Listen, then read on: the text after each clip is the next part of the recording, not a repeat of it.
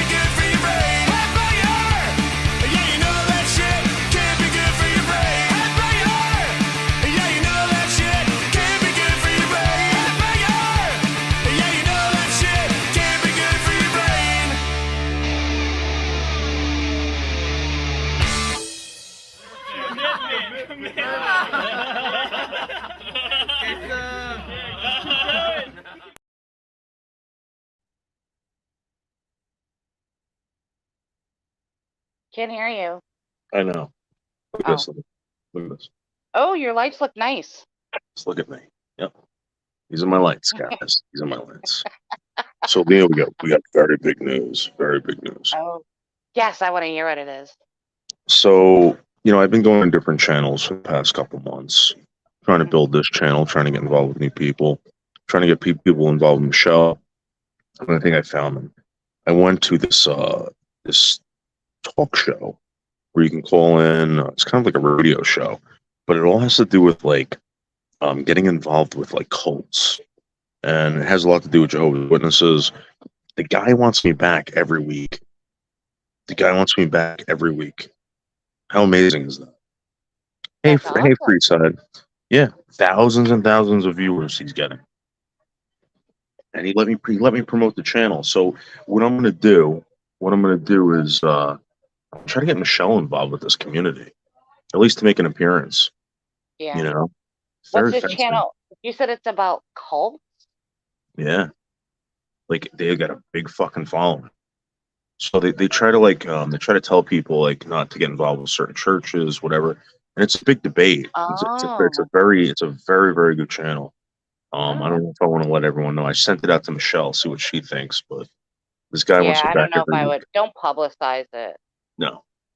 Yeah. So That I sounds just really sent it to cool. Michelle. Yeah. I don't know. Do you think Michelle would do okay over there?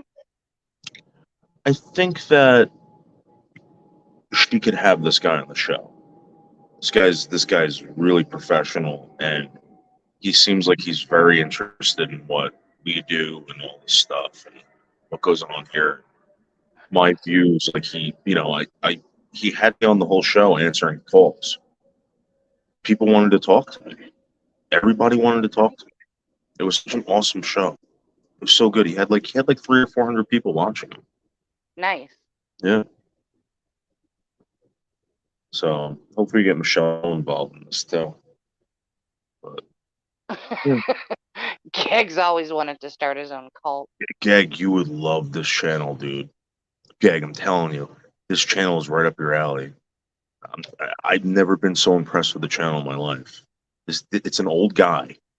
It's an old guy who used to be a Jehovah's Witness, and he does this call-in show, and it's just a bunch of angry ex-Jehovah's Witnesses that are so pissed that they got kicked out.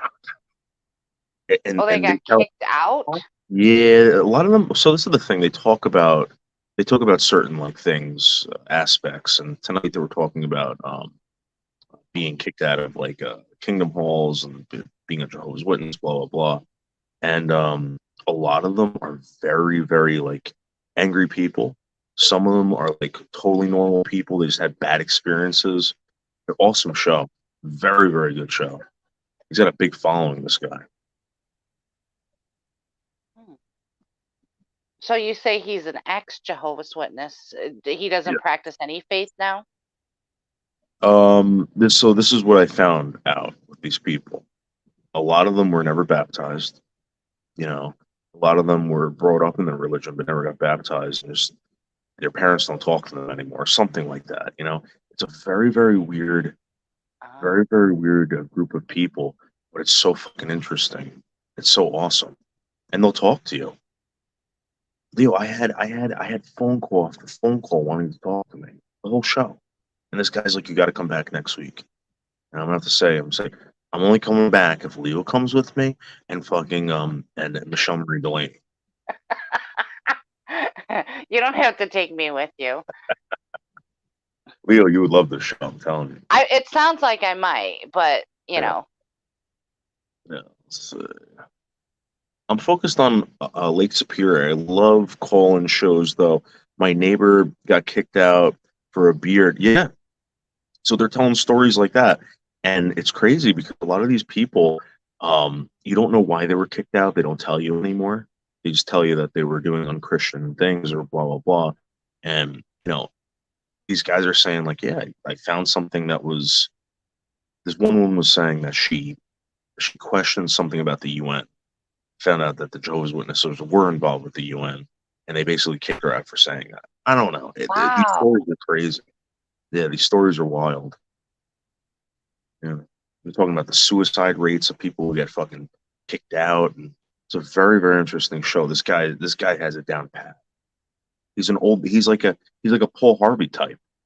He's like Paul Harvey on YouTube. I don't know if you remember Paul Harvey, but I used to be a big Paul Harvey fan. Ham radio.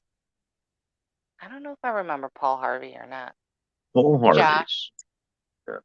I don't understand. He says my neighbor got kicked out for a beard. So when I went there, when I was studying in the Kingdom Hall with them, they would bring that up because I would ask them how come no one has beards like Jesus, you know? And he goes, well, we don't live in those times, but the brothers do have mustaches. So I asked about this. I said, well, this doesn't make any sense. He goes, listen. He goes, in certain parts, like in Ireland, the brothers have beards because in Ireland, that's what people wear. So you have to be a man of the time, and you have to be like kind of like the average man, like Jesus Christ was. You know, that's where that comes from. And if you go against that, they can kick you out. Supposedly, again, I don't know. What is strict religion? Yeah. And you hear all these like testimonials from these people that have had bad experiences, and it's such a great show. I can't wait. Yeah. Hey Mojo, what's up? Is that all he talks about though? Is this is the first show I've ever seen. I saw people were calling in. It was about like Jehovah's Witnesses, and I was like, oh, let me call in, and they were talking about some video. When you go to these meetings, they make you watch videos. Like they have like videos that you watch, and one of them was about a woman who had to kind of like leave her mother behind her mother was like basically shunned, and she couldn't speak to her mother. She refused to. They don't really tell you. They don't go into the whole story, but these people were arguing about this for 2 hours. It was so good, and all these stories of these people. So, Yeah. but see, that would be my concern then. If it's only about the faith, the Jehovah Witness, like a lot of us would go in there and we would be lost to the subject. No, you would hear the stories about what happened to these people. Okay, so the That's what stories you are that were- good. Yeah, Okay. like and the guy has a great show. I'm so happy it worked out. I've been doing this a lot. I've been going to a lot of shows because you know how you told me they're like you should just probably try to find like another show that might have something to do like as of importance. You know what I mean, like politics or whatever. Yeah. And this guy, I clicked with him. Not only that, but everybody wanted to talk to me over there. It was an amazing show. That Leo show was about me. I just went over there. I know. I was thinking, I'm like, it's he's got a lot of positive attention over there. Of course, you're gonna love it. So I mean, I told them. I said, listen, because and it got so bad over there. Like people were getting like furious. They were accusing me of being a spy. That the Jehovah's Witnesses have these operatives that stalk these people. I'm like, what do you like? It's just wild crap. Wild crap I never heard before. They were accusing you of being a spy? They said that I was a Jehovah's Witness and that there's no way you could be studying for 4 years. Oh no. Yeah. Dave. Leo, I was like, you guys are fucking nuts, man. But it was such a good show. You play it up like, yes, I am a spy. Oh God, no. No, I didn't do that over there. I know. Thank God you didn't. Yeah. Thank God you didn't. Well, I told them. I said, listen, normally, if you guys look me up, I do a skit show. I do a comedy show, and I can tell you right now, I didn't come in here lying. So it was an epic episode. It was. That was the best show I've been on since I've been on YouTube. 100%. I wish I can give that guy a shout out right now. I just want to wait and see what happens next week, and maybe seeing if Michelle can get involved in the show. Maybe call in. The guy was awesome too. Very, very good guy. Very professional. He's like a Paul Harvey. I'll have to look who Paul Harvey is. The name sounds familiar. He's like the best broadcaster that ever existed. Paul Harvey. If you guys are into radio, I'm not into radio. I just remember listening to Paul Harvey on AM radio, and like George Norrie, and that was it. And maybe Art Bell, and everybody else sucked. That guy's a Paul Harvey. Yeah, I don't think American radio. Yeah. Yeah. I'm sure I've heard him. If he's that big. Yeah, it's and to hear people like speak about this is amazing. Like these are like some brutal testimonials about people. Again, Somebody is family shooting. members killing themselves. It's crazy. I hear gunshots for the last 20 minutes. Right, they're probably shooting off guns tonight. Yeah, of course. Oh, wait, I don't know. It's 10:30. Maybe. People are drunk. Yeah, probably. Hey, Mel's. Redneck hillbillies. Yeah. Hey, Mel's, how are you? So that's really all I wanted to say. I was really impressed. I swear to God, I've never been so impressed with a show before in my life. And this guy, whatever he's doing, is absolutely fabulous. It's such a good show. So very cool. And it would be awesome to get people to call in and do whatever. And I told him about Wendy and all these people like Josh too. Great talk show. Very good talk show. I'm not even drunk either. I'm just super pumped that I was over there and got to meet this guy. Very impressed. Yeah. Well, how did you find him? I search live streams. Oh, okay. So it wasn't a recommendation, like anything like that. No, so when I hit that live Right. thing every once in a while, yeah, it repopulates certain things. So I've been doing this for about a couple months, and nothing really clicked. The closest thing was Jim Terry, and the channel got terminated. Yeah, I was going to ask you about that. Why did his channel get terminated? So I called him a couple nights ago. He called me back, and he told me he's like they think they're gonna get the show back. Again, I don't know if he wants me telling you exactly what's going on, but they struck him. They struck him how they used to strike me. Oh, They so do that you just mass got, strike and shit. So yeah, he supposedly has someone down there. They're actually going there to talk to whatever at YouTube. So really? Oh, okay. that guy makes money. That guy Yeah, makes money. So yeah. yeah.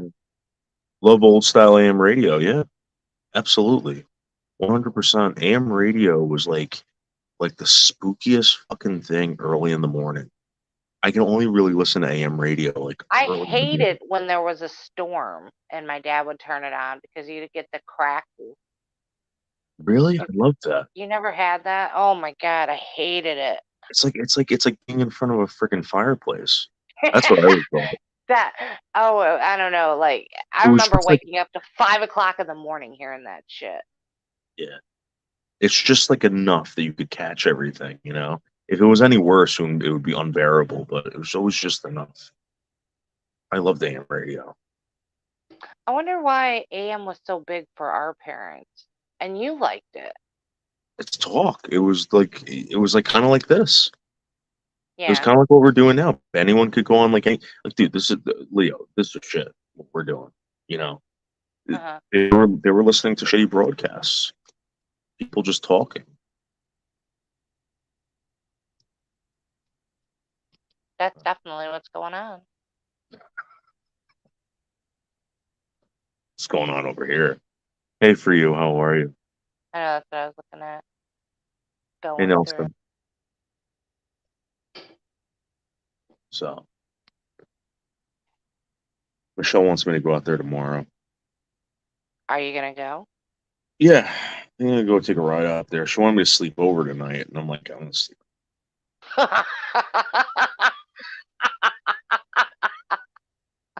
It's Ed might accidentally pee on you. it just sucks because I can't.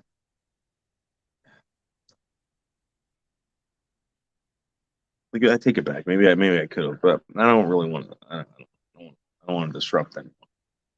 I go to bed Yeah, early, so I snore. right.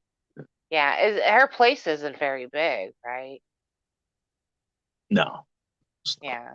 I could crash on the couch. I'm not going to. So my dad still only listens to AM for the politics.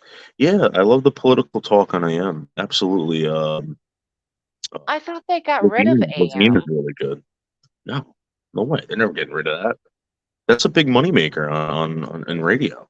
AM radio. They have diehard fans like Rush Limbaugh was on that.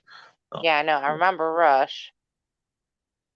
Mark Levine, Mark Levine's really good. I like listening to him. It's just that sometimes it gets too much, like too crazy.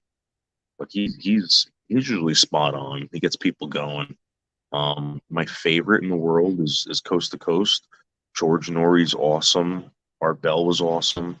Uh, Linda Moulton Howe, I do not like her. I can't listen to that one. I cannot listen to that one for more than 15 minutes. I fucking hate her. Yeah, I But thought they already got rid of it, Chad. I don't think I've ever heard of a woman from that era. There from was a what? woman from when like Rush Limbaugh and all that. When Yeah. did this Linda come in? No, Linda Moulton Howe used to be on Coast to Coast AM. Coast to Coast AM Oh, was okay. it was like kind of like that's the best show ever. That is the best radio show I've ever heard in my life. Coast to Coast AM, 100%. Based on Mars, etc. Yeah, they talk about stuff like that and shadow people. It still exists. They begin to remove the AM feature from the newer. Really? My car still has it. Mine's a Mine has it too. 2022. Yeah. I have a 2018, I believe, and I still have it. I mean, I'm gonna be honest with you, Sky.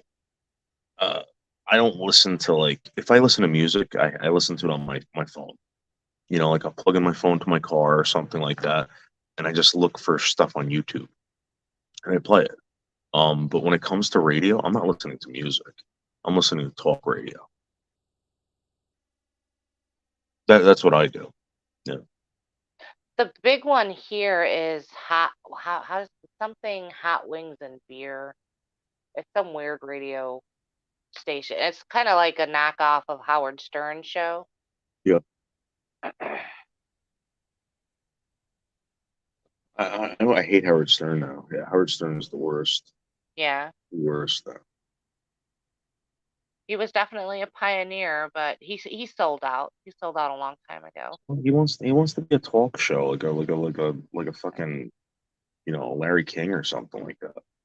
That's not why I watch Howard Stern. No. That's not why I listen to Howard Stern. You know what? I love to listen to Howard Stern. I hated watching him. I hated watching that show. The show Yeah, I sucked. didn't like the visual either Yeah. with him. No, yeah, I didn't either. The show sucked. It was always the radio show. The radio show was amazing. Absolutely amazing. But then it got gay. And you know what's fucked up? Like people like Wendy and Eric, like they made that show. They made that fucking show for that guy. You know? Mhm. You find out that none of them really got paid. You know? I remember there was this Oh, they didn't get paid at all? well, I remember there was this argument with Bob Levy, right? Bob Levy was like, you know, listen, you know, I do this, I don't go on other radio shows. It was this big argument between him and Stern. And Stern basically said, hey, listen, he goes, we advertise you all the time here. He goes, you know how much it costs to advertise on this channel? He goes, we're basically giving it to you for free, but we could charge you money and it would cost you a lot of money. So ipso facto, you are real Jewy thing to do. Mhm. But you know, Wow. yeah, Bob Levy even said that. And Bob Levy again, you know, amazing comedian, and he doesn't get the respect he deserves, especially from fucking YouTube, in my opinion. Effing show. Wait, what's that? Lots of F bombs from a guy from Warwick. I don't live in Warwick. So this is another thing that with these people, right? I specifically said I was not baptized. All right. I live right outside of Warwick. If you look at Bergen County, New Jersey, and look where Warwick is, we're right there, right on the border of each other. I don't know what else to tell you. But No, these it's people are already fun- starting. Yeah, it's already starting. You know. So here's the thing: they don't believe that I've been to Bethel. Right? This is what I think is going on. I think What's these people are Bethel? jealous. Bethel is so they used to have the Watchtower in Brooklyn, right, where they used to produce all, like, you know, and they had Patterson, where whatever they used to produce the you know, the pamphlets and all that crap. Bethel is where they live. The Bethelites, they call them Bethelites, and they're asked by the founding body or whatever it's called to live there on campus. It's like a humongous campus where they live, and they basically work there for the organization. They're called Bethelites. It's in Warwick, New York, and these people are jealous that I went there or something like that. And then I know these Bethelites. I'm sorry, I went to a Kingdom Hall, all right, in an area where these people also went to the Kingdom Hall. All right. They went to the Kingdom Hall out in Bergen County, a bunch of them from Bethel. All right. And they're questioning me, and they're doubting me and all this crap. It's like, all right, fine. Like, I know what to tell you. Leo, it's so bizarre. So bizarre. They're jealous. And you're not jealous, just don't trust you. What are they? Why would they want to trust you? I'm not understanding. Again, I don't know. Again, this guy has trolls too. This guy Yeah, has I trolls too. Yeah. Trolls are everywhere. Yeah. Karens, you know. Mawa, take it easy, smoke some more. Okay. Yeah. Again, Gigi is this guy. Gigi, I would have kicked you out of the congregation too. You have a very, very bad attitude. This guy is loud as hell. Gigi, I would have kicked you out as soon as you started talking like that, Gigi. Gigi, if you want to come up here, I'm sorry. I offered a link. You can come up on the panel. That would be great. I'd love to meet Gigi. Like again, and they're asking me, who do you know? And I told them, and they're like, you got the first name wrong. I'm like, listen, then maybe the guy's been telling me the wrong name for fucking 4 years. I doubt it. They don't. These people, it's like, here's the thing. In real life, people are always jealous of me. They're jealous of my looks. They're jealous of my house. They're jealous of whatever I have, my physique, everything. Well, Gigi, you asked me. You asked me, Gigi. I told you.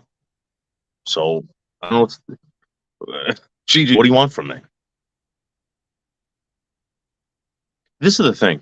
They don't. These people get so mad that they got kicked out, and I didn't get kicked out. And listen, I didn't get baptized. You did. You made a commitment. Not me. You did. And for some strange reason, I don't know why, you got kicked out. You got kicked out. People get fired from jobs all the time. Go find another job. Go to another church, dude. I don't know why it's such a big deal for you. Yeah, everyone's born baby. Yeah.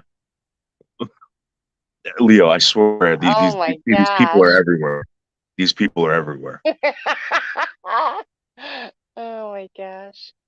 Well, listen, yeah, and then there were some people that said they didn't get that they left.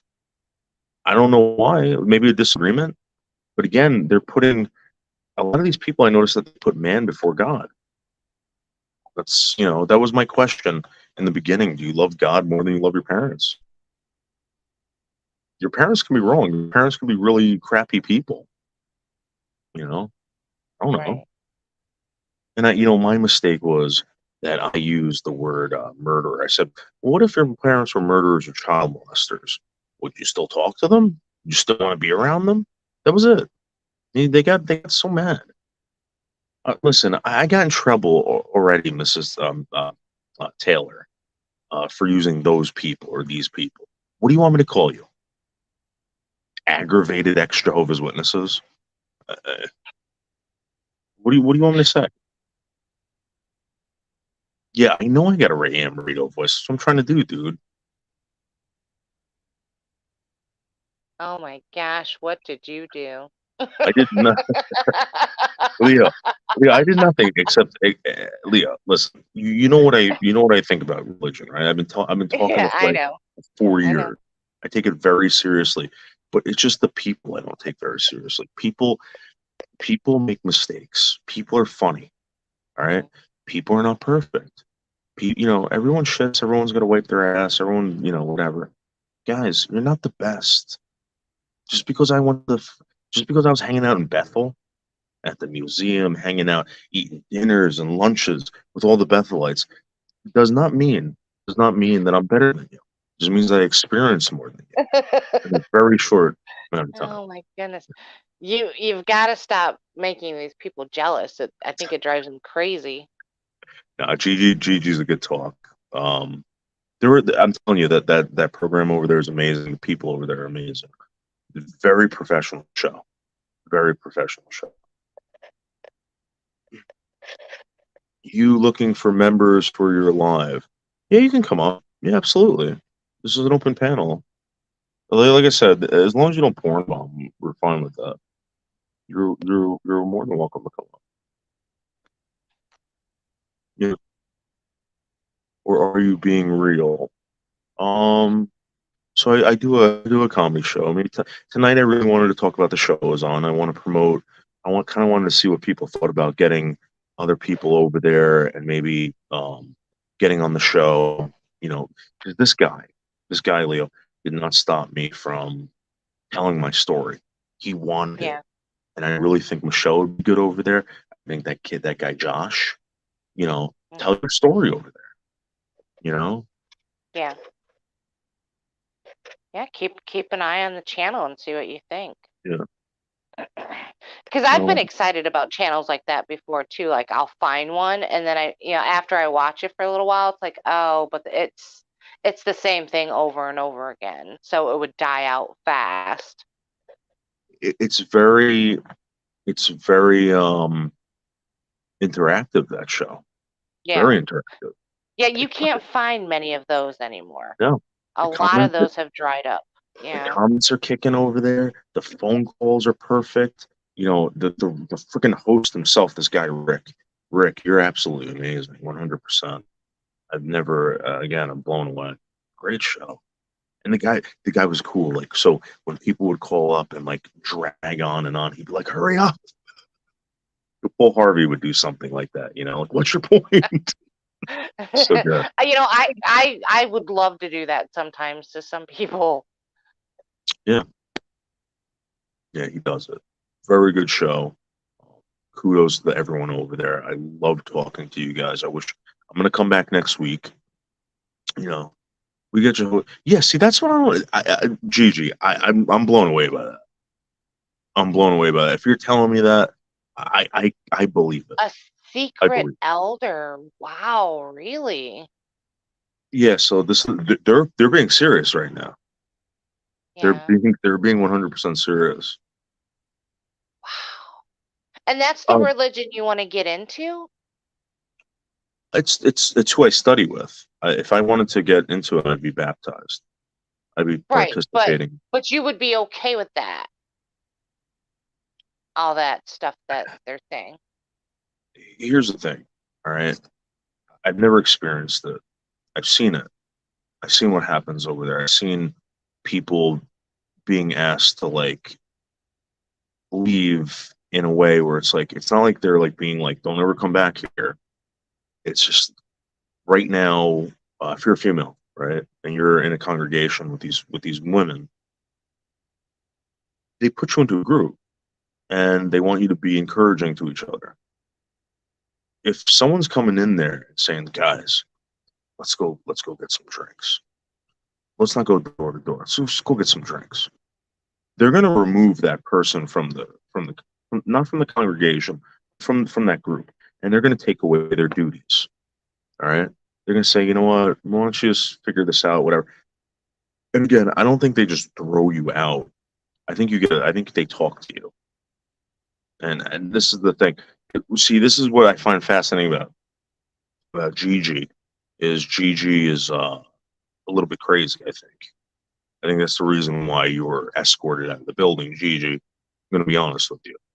If you're the same guy that was up there screaming and yelling before, you know, he could be the nice man that I was talking to that was very calm, and it was just like up and down. It was such a good show. Such a good show. This is why I had Gigi you say I is loved saying it. they tested you. Yeah. So again, you know, Gigi, I have tattoos. I have tattoos, Gigi. I had a beard. When did I have a beard, Leo? 2 months ago? A beard? No, not even that long. What? Maybe a month ago. A month ago, I had a beard down to here. Yeah, Gigi. beard. Again, these people are really, really psychologically damaged from the experience that they've had with their congregation, the elders, the whole shebang over there, shebang. It's not the they're not from all the same congregation though. Is it from different? No. Okay. So Oh, it's that wasn't Gigi. country. Okay, I apologize. I'm trying to get everyone's names, but I'm sorry, Gigi. Gigi, I know who you are. Yeah. Okay. Tony, this channel, man. I'm gonna share you the link to this channel. You gotta check this guy out. This guy is so good. He's Paul Harvey of YouTube, 100%. Yeah. Crazy, I had a better beard than you. A way better beard. Well, Jonah, you. All right. I want to be as fair as possible. I don't know you, Joe. That's how you pronounce it, Joe, Miss Taylor or whatever. I don't know you, but I'm going to tell you something right now. The desperation in people's voices over there were extreme, and a lot of people were trying to warn me. They're trying to. I don't think anyone was there to hurt me. No way, no way. Do I think that anyone was there to hurt? They were really, really concerned about this, and they had these terrible stories. You know, listen. That's how I felt. Miss Hussey lost their channel. Really? Really? Is that why they haven't went live? Well, yeah, what's going on? I like Miss Huss. They're What coming is in. Did you see that big ass email they sent out, YouTube, of the updated terms of service? Again, I don't. I haven't had I haven't had a chance to go back and read it because, it's big. No. David just. Okay, that's fine. Gigi, if you want, Gigi, here, you're more than welcome to take the link and continue this conversation. But I'm telling you right now, I'm not. The one thing that I came in there doing was telling the truth. 100%. I didn't come in there as Noodles or any of my other characters. I came in there as David. I told you guys my full name, everything. Rick's got my number. So.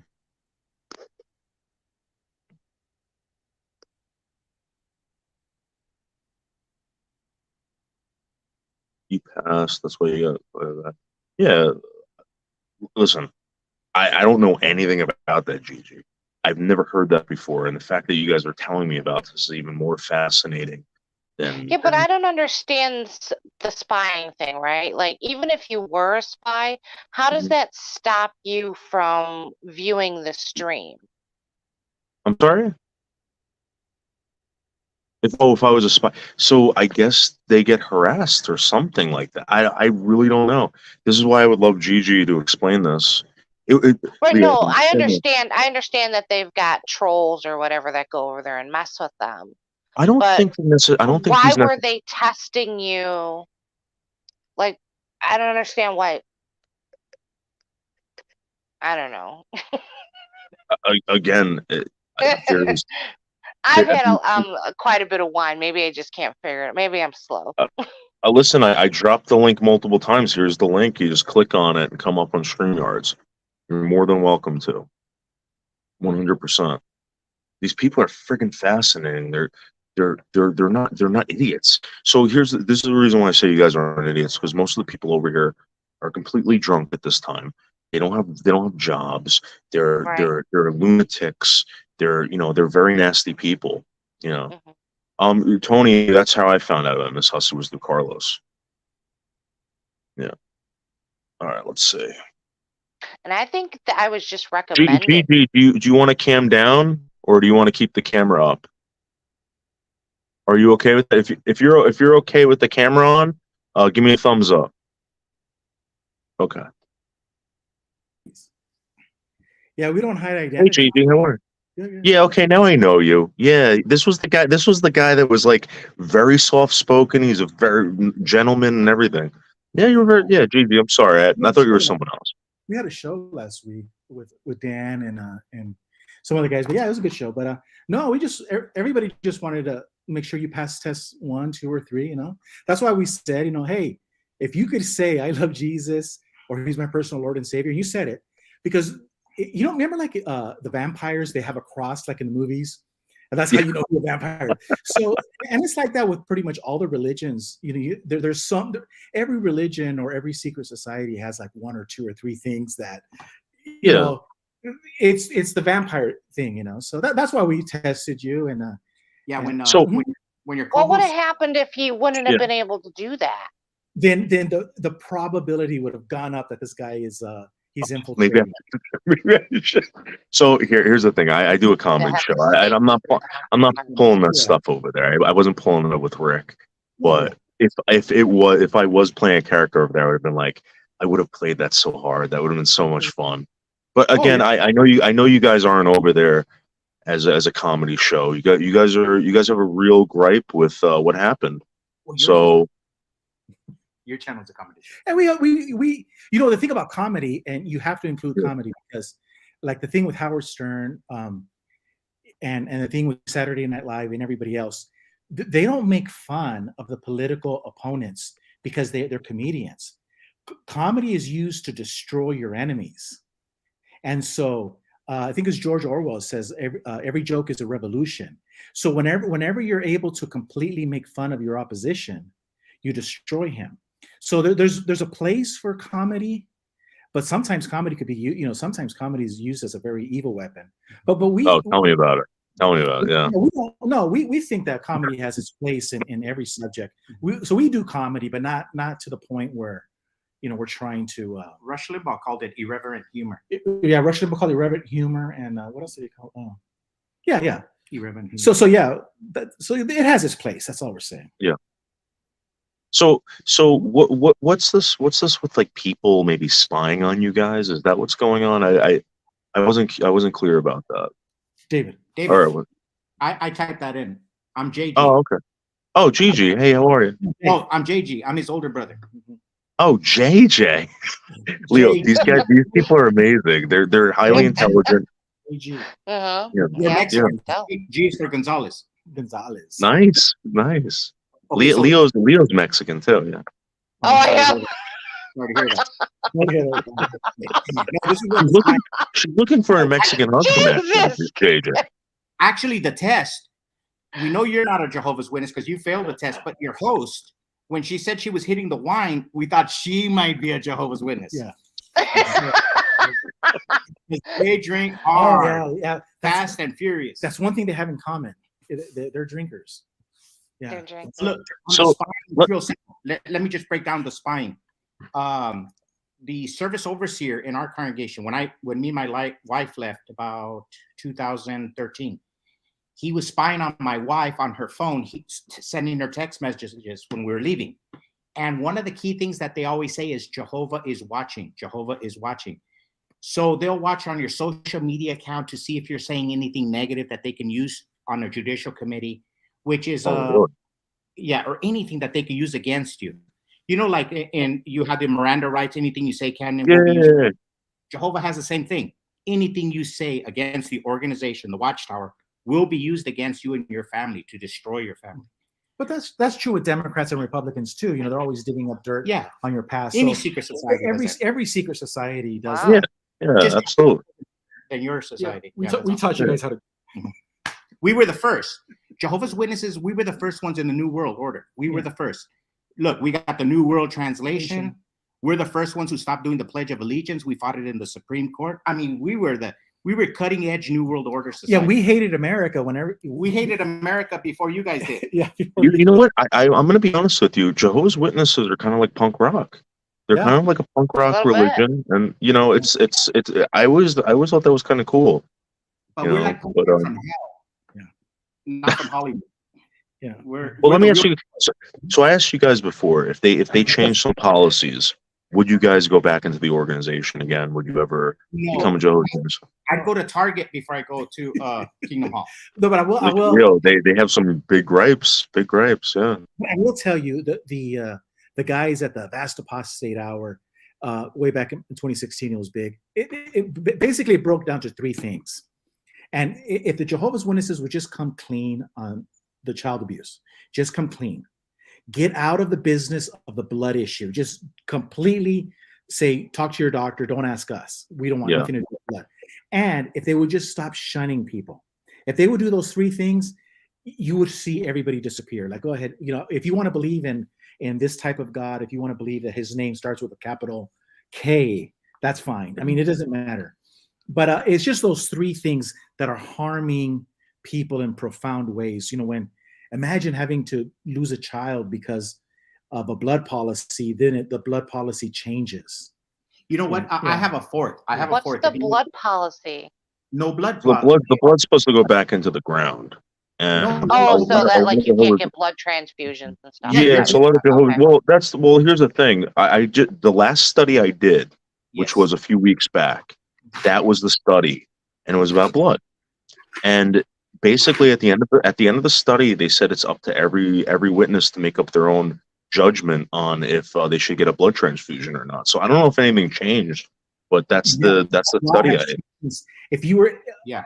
in 1970s, in the 80s, my brother-in-law, his brother died Yeah, because so yeah. Imagine how would you feel if you're so that's a day late and $1 short. that was a kidney dialysis. That was the kidney thing. So that's why people are very, very upset because they're like, hey, these three things are really hurting people. But you know what? That was about 10 years ago, and I have a fourth one. If you will indulge me for a second, just a minute. We knocked on every door since we were babies. We knocked on every door in our hometown. We're from Yuma, Arizona. So we knock on every door, telling everybody, Catholic, Baptist, Buddhist, whatever, that the end of the world is going to come. Jehovah's going to destroy you. Armageddon. The generation previous to us said in 1975 it was going to end. Previous to that, 25. 1914, the end of the century, the 20th century. So we knock on every door, and now all the elders from the 50s and 60s that were Jehovah's Witnesses in our hometown, they're all dead, D-E-A-D. But we knocked on the door saying before we die, Armageddon was going to come. So we feel the Watchtower owes humanity, the world, an apology. That's all. You cannot knock on everybody's door in America, tell them that Satan is America, that Jehovah is going to destroy everybody in Armageddon in our lifetime in the 20th century, and then it doesn't happen. A little apology is in order, is what me and my brother have dedicated our activism to. Getting Watchtower. Now, we were talking to our big sister, and she goes, well, that's never going to happen. She's from Mexico, and she's visiting us. And she goes, she's Catholic. She was born Catholic. We were born Jehovah's Witnesses. She said, that's never going to happen. And we know it's not going to happen, but they owe the world an apology. So again, I got to ask you guys a question. When I told you guys that I've been studying for 4 years on and off, okay. In those 4 years, I remember asking them about that because there was, blah blah blah. 1914, and now they say that, well, you're never really going to know. God's going to give you these signs, and you're going to, but you'll know at the very end. Do most Jehovah's Witnesses live their lives thinking that they're not going to die? Yes. Yes. Really? So, like in our congregation, all the elders that we mentioned, they're dead, and their children are dying. So you're talking about generation. They didn't think they were going to go old, so they maybe didn't have Social Security. Maybe they didn't have a pension program. Maybe they're destitute, or somebody else has to take care of them. My mother-in-law, she has to live on government assistance. She's shunning us, so we can't help her if we wanted to help her, because they didn't think that they thought the new world was going to be here. You know what the sad thing, David, is? The irony. Because didn't Satan tell that to Eve? You will not die. It's like, so you know what? Then you come to find out that, oh my God, King Solomon was right. Not that he had a thousand wives, but he was right because he said, there's nothing new under the sun. It's the same story that's told over and over again, like the hook, line, and sinker. Like Led Zeppelin, the song remains the same. The song remains the same. And we keep falling for the same lie. You will not die. It's the same Ponzi scheme. It's just a different name. Guys, Well, I want life to is a introduce you to Ponzi Jose. Jose, are you a religious guy? You have a religion, or I don't read the Bible, but I believe in God. Hey, that's a Yeah. beautiful name. Goodness, Jose. this panel. What nationality are you? Human? Oh, that's wow. beautiful. I like that. Beautiful. I love humans. I love him. Humans. Medium rare. Jose's a traveler. Jose's been traveling. Jose, how long have you been traveling the country for? I would say somewhere around, or like late 2008. Yeah, Oh, so you're early Jose's today. been traveling the country. How long? Yeah. So you guys I get mean, that a lot, well- though, right? You guys get that a lot when you went door to door. You got a lot of Yeah. people telling you that they believe in God, but they don't have a religion. We saw everything What- door to door. Everything. Well, you Everything. know, You know what? I've said this in my videos and Rick Farron show. The best answer to that about religion, the best answer was from Gandhi. Because Gandhi said, they asked him if he was a Christian, and he goes, if you mean my interpretation on the Sermon on the Mount and application of it, he goes, oh yes, I'm a Christian. See, Gandhi was educated in London, wore a tie, and he became John the Baptist after John the Baptist. Remember, John the Baptist was dressed like, you know, an outdoorsman. Yeah. But he used to serve in the temple. Are we having So he, Bible study? he was Yeah, supposed these are my Jehovah's Witness friends, Jose. to check Or this out, actually, David. Oh, I was about to say that. So the point, David, is this: it's real simple. Gandhi nailed it. That 15 minutes is all it takes to read the Sermon on the Mount, and guess what? You could live your whole life without reading anything else, and your life would be great. And this is from a Hindu man, Yeah. who was educated in London. Are So- you Hindu? No, but I love the Hindus. But see, Jose, you're not understanding the point. The point is KISS, keep it simple, stupid, which like yourself. When you keep it very simple, 15 minutes. Think about this. No, David, my Christian brothers hate me when I say this. Jesus Christ said everything he needed to say in 15 minutes. And here we are trying to But find how do you keep it simple, stupid? because the Sermon on the Mount only lasts 15 minutes. Just read it. It takes 15 minutes to read. And Yeah. guess what? You stop judging, you stop measuring other people because you know you're going to be measured. You stop checking out other men's wives. All Yeah. these things are very simple. Adultery. What I'm saying is if you can't You can if say adultery. I know what that means. no, Yeah, but he's saying once you become conscious of these things, like for instance, Adam and Eve, right? When they were in the garden, they had full knowledge. They knew what they were doing was wrong. What's this guy's name? This is Gigi. GG for GB. Have you ever heard of adultery Yeah. and lust? Yeah. Yeah. She's beautiful. That's forbidding. You see, hold on. This, David, check this out. This is the problem with religious people. Religious people are always trying to put rules, right? Yeah. Rules. No adultery. But what if it's in the Bible, though? You know, hold on, Jose, listen, because I'm going to throw pearls of wisdom at you. Jose, Okay. can't you see? Jose, can't you see I'm getting ready to throw it at you? So No, if I don't we- have glasses on. So, David, if we live our lives with rules, don't commit adultery, don't do this, don't do that, then So, we'll- are you saying that's perfectly fine? David, Jose, Jose, let him finish the don't thought, interrupt me. and then you go. When Jose, we this live- guy's a professional, Jose. when Go we ahead. live this life of rules, we're always going to end up breaking a rule. But guess what? Jesus taught us that there's something better than rules. We don't What have is to- that? Because we don't have to commit adultery, because when you really love your brother, you will never do that. You'll never hurt a woman because you know that woman is somebody's daughter. You see, we elevate, so we bring the society up by elevating the human experience. That's what a spiritual person does. Religious person always puts rules on you, David. Limits. So Limits. were you an elder, Gigi? I wasn't only an elder. I was the Jehovah's Witness elder you wish you had when you were going to the kingdom. Wow. Yeah, you're very, very good. You're a very good speaker. Hey, David, now look at this. I was an elder at 27 years old. I was at 24. And guess what? And my big brother was already, he's shunning us because he's a Jehovah's Witness in Arkansas. But my Were little, you ever in Florida? my little brother was an elder at 24. He was a ministerial servant while he was a teenager. So I was seen as bad association because I was an old man. I didn't make elder till I was 27 years old. Really? Yes, but the way we were brought up, Old in the, before your time, huh? we were brought up that you had to serve Jehovah. We gave everything. We never smoked weed.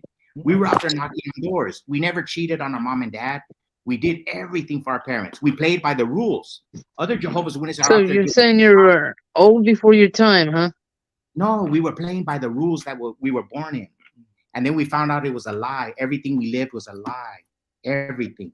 Everything Well, Jehovah was a lie. Mel is saying, ask him if he sells cars on the side. Mel, these guys This dude were. This dude that's on camera right now looks like he looks so familiar. Yeah. Well, you know what GG for GB stands for, David, right? God, Jesus the cross. Christ. No, listen. Gilbert Gonzalez is my name. Gilbert Gonzalez for governing body. I'm the only Jehovah's Witness who has actually run a campaign to A be a member. political action campaign. Where you can actually go to ggforgb.com and you can vote for me in Russian, in French, in German, in English, in Spanish. That's very Jehovah's Witness of you. Yeah. See, when we were kids, we were not allowed to enter politics. Yeah. But we were both born conservative Mexican Christians, American Mhm. Christians. We loved Are you America. guys gay? We were not allowed. We were little bit. No, you know what? Go ahead. Keep going. But he threw me off. But we weren't allowed. We had to stand outside when we were doing the Pledge of Allegiance. We loved America. We loved our parents. And so when we found out that everything Jehovah told us was a lie, we started a political campaign in 2016 when Donald Trump was running for president. Gilbert ran for governing body of Jehovah's Witnesses. And so he Hold on, I'm started. gonna bring someone up. I just got to do this to make sure it's not a porn bomber. Oh man, that's beautiful. Yeah, these people are big time porn bombers. Gag? Hey, but Dave, Hey, what's up, man? Oh, it's great. It's Gag. Gag. These are the guys I was telling you about. This channel Gag? is awesome. Yeah, you don't know Gag? Gag. That's why I came up here, because it was, and it's probably fate because it was crossing over into political. Yo, let me ask this dude. God. What is his inputs on gay people? well, I'm going to tell you. I'm going to tell you. I'm gonna tell you. If he has a question, let you answer. Yeah, if you're going to ask a question, David. In the very beginning, Yeah. My name is not David. No, but he's the host. In the very beginning, Cain killed Abel. You know why? Because he's gay? No, No. because you need to be quiet and listen if you're going to ask me a question. Oh. When Cain was giving a gift to God and Abel was giving a gift to God, one person was not minding his business. So the answer about homosexuality is it's none of my damn business. My sexuality is only important to me. And this is what my dad taught us about with the president of Mexico who lived during the time of Abraham Lincoln. Amongst nations and amongst men, Respeto al derecho ajeno es la paz. the lack of respect to the individual rights is peace. Respeto al derecho ajeno. Respect to the individual rights is peace. The reason we hate gays, the reason we have wars, the reason we do everything is we don't know how to just respect everybody's individual space. Propaganda. Beginning when Cain So- and Abel needs to just respect each other. So, Gag, you think that these guys are basically motivated politically, or is that what you were trying to say before? Well, I'll tell you Let him- Let him- Oh, go But ahead. you sound like you got Christian or Catholic values. I was born Catholic, but I only lasted about a year. My little brother was born Jehovah's Witness. Well, David, Born. I did a video where I described how Jehovah's Witnesses were lab rats of the New World Order. Our Bible says New World Translation. And everything to me Can I tell you something? shows that we were part of an experiment, Like a petri dish. like a petri dish experiment. And that comes from the movie, the documentary of the three triplets that were separated at birth. And the government knew it, and they were a petri dish. They were studying these triplets. I really do believe that the federal government infiltrated the Jehovah's Witnesses and other religions, and they experimented on us. It's kind of like Gag, what do you think about Gigi and JJ? What do you think? Okay. He was like getting into government talk, and so what I'll say, and mind you, I'm from an Anabaptist background, Yes. which would be maybe some people would call Mennonite. I've been around a lot of JW people. They're always come into my lives all through since I was saved in 1987. The one thing that I think people miss in the Bible is during the last temptation of Christ, Lucifer offered Jesus all the kingdoms of the world if he would bow. Yes. And so Lucifer owns those kingdoms. Yes. And so anybody who works for government serves Lucifer. So Yes. there's not going to be government workers in heaven unless they repent. Okay, that's beautiful. We lived that life. We lived that life. We were persecuted for But it. at the same time, you can't form political action committees, and you can't But you partake. remember what we said? We If have you're irreverent partaking- humor. It was We called had it humor. was humor. We were running a political campaign to become governing body members of our religion. Since our religion doesn't use politics, we used politics. In other words, they have a secret handshake. They have secret meetings how they elevate their elders. We were in committees when we elevated ministerial servants, deacons into elders, to the priesthood of the Jehovah's Witnesses. So we used irreverent humor. Yeah. GG for GB. It wasn't a real political. Yeah, no. It was irreverent humor. We used a political campaign in the United States, and we got votes, and we mailed them to headquarters. That's why all of And it. and it pissed them off.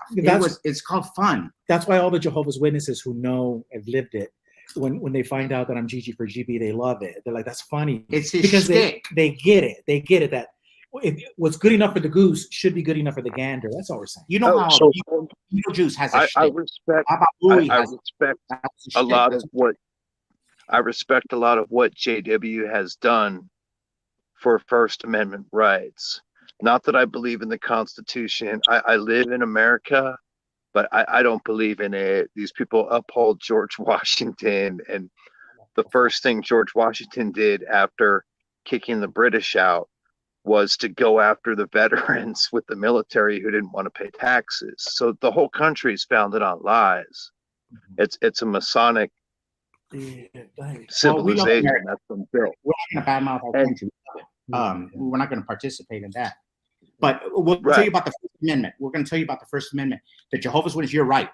In the flag salute, we're the ones who took it to the United States Supreme Court. But look at the irony now. You go question any Jehovah's Witness on the street today in 2023. That's why Gilbert calls it a petri dish. You'll see that no Jehovah's Witness exercises his First Amendment right. For example, the face mask. No Jehovah's Witness could speak up or he'll get kicked out. You go to a street corner where they're peddling their magazines and ask a question, they'll take you to jw.org. They'll take pictures of you. Nobody has First Amendment right. You're talking about the people who fought for First Amendment rights in the 40s and 50s are now Right. lapdogs of the deep state.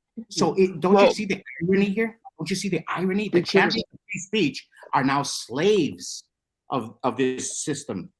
The tables have turned. The table- Everybody's a slave to the system. Like in the 40s and 50s was the last gasp of what was this theoretical society that was going to, give everybody freedom to live and produce and not be bothered by government.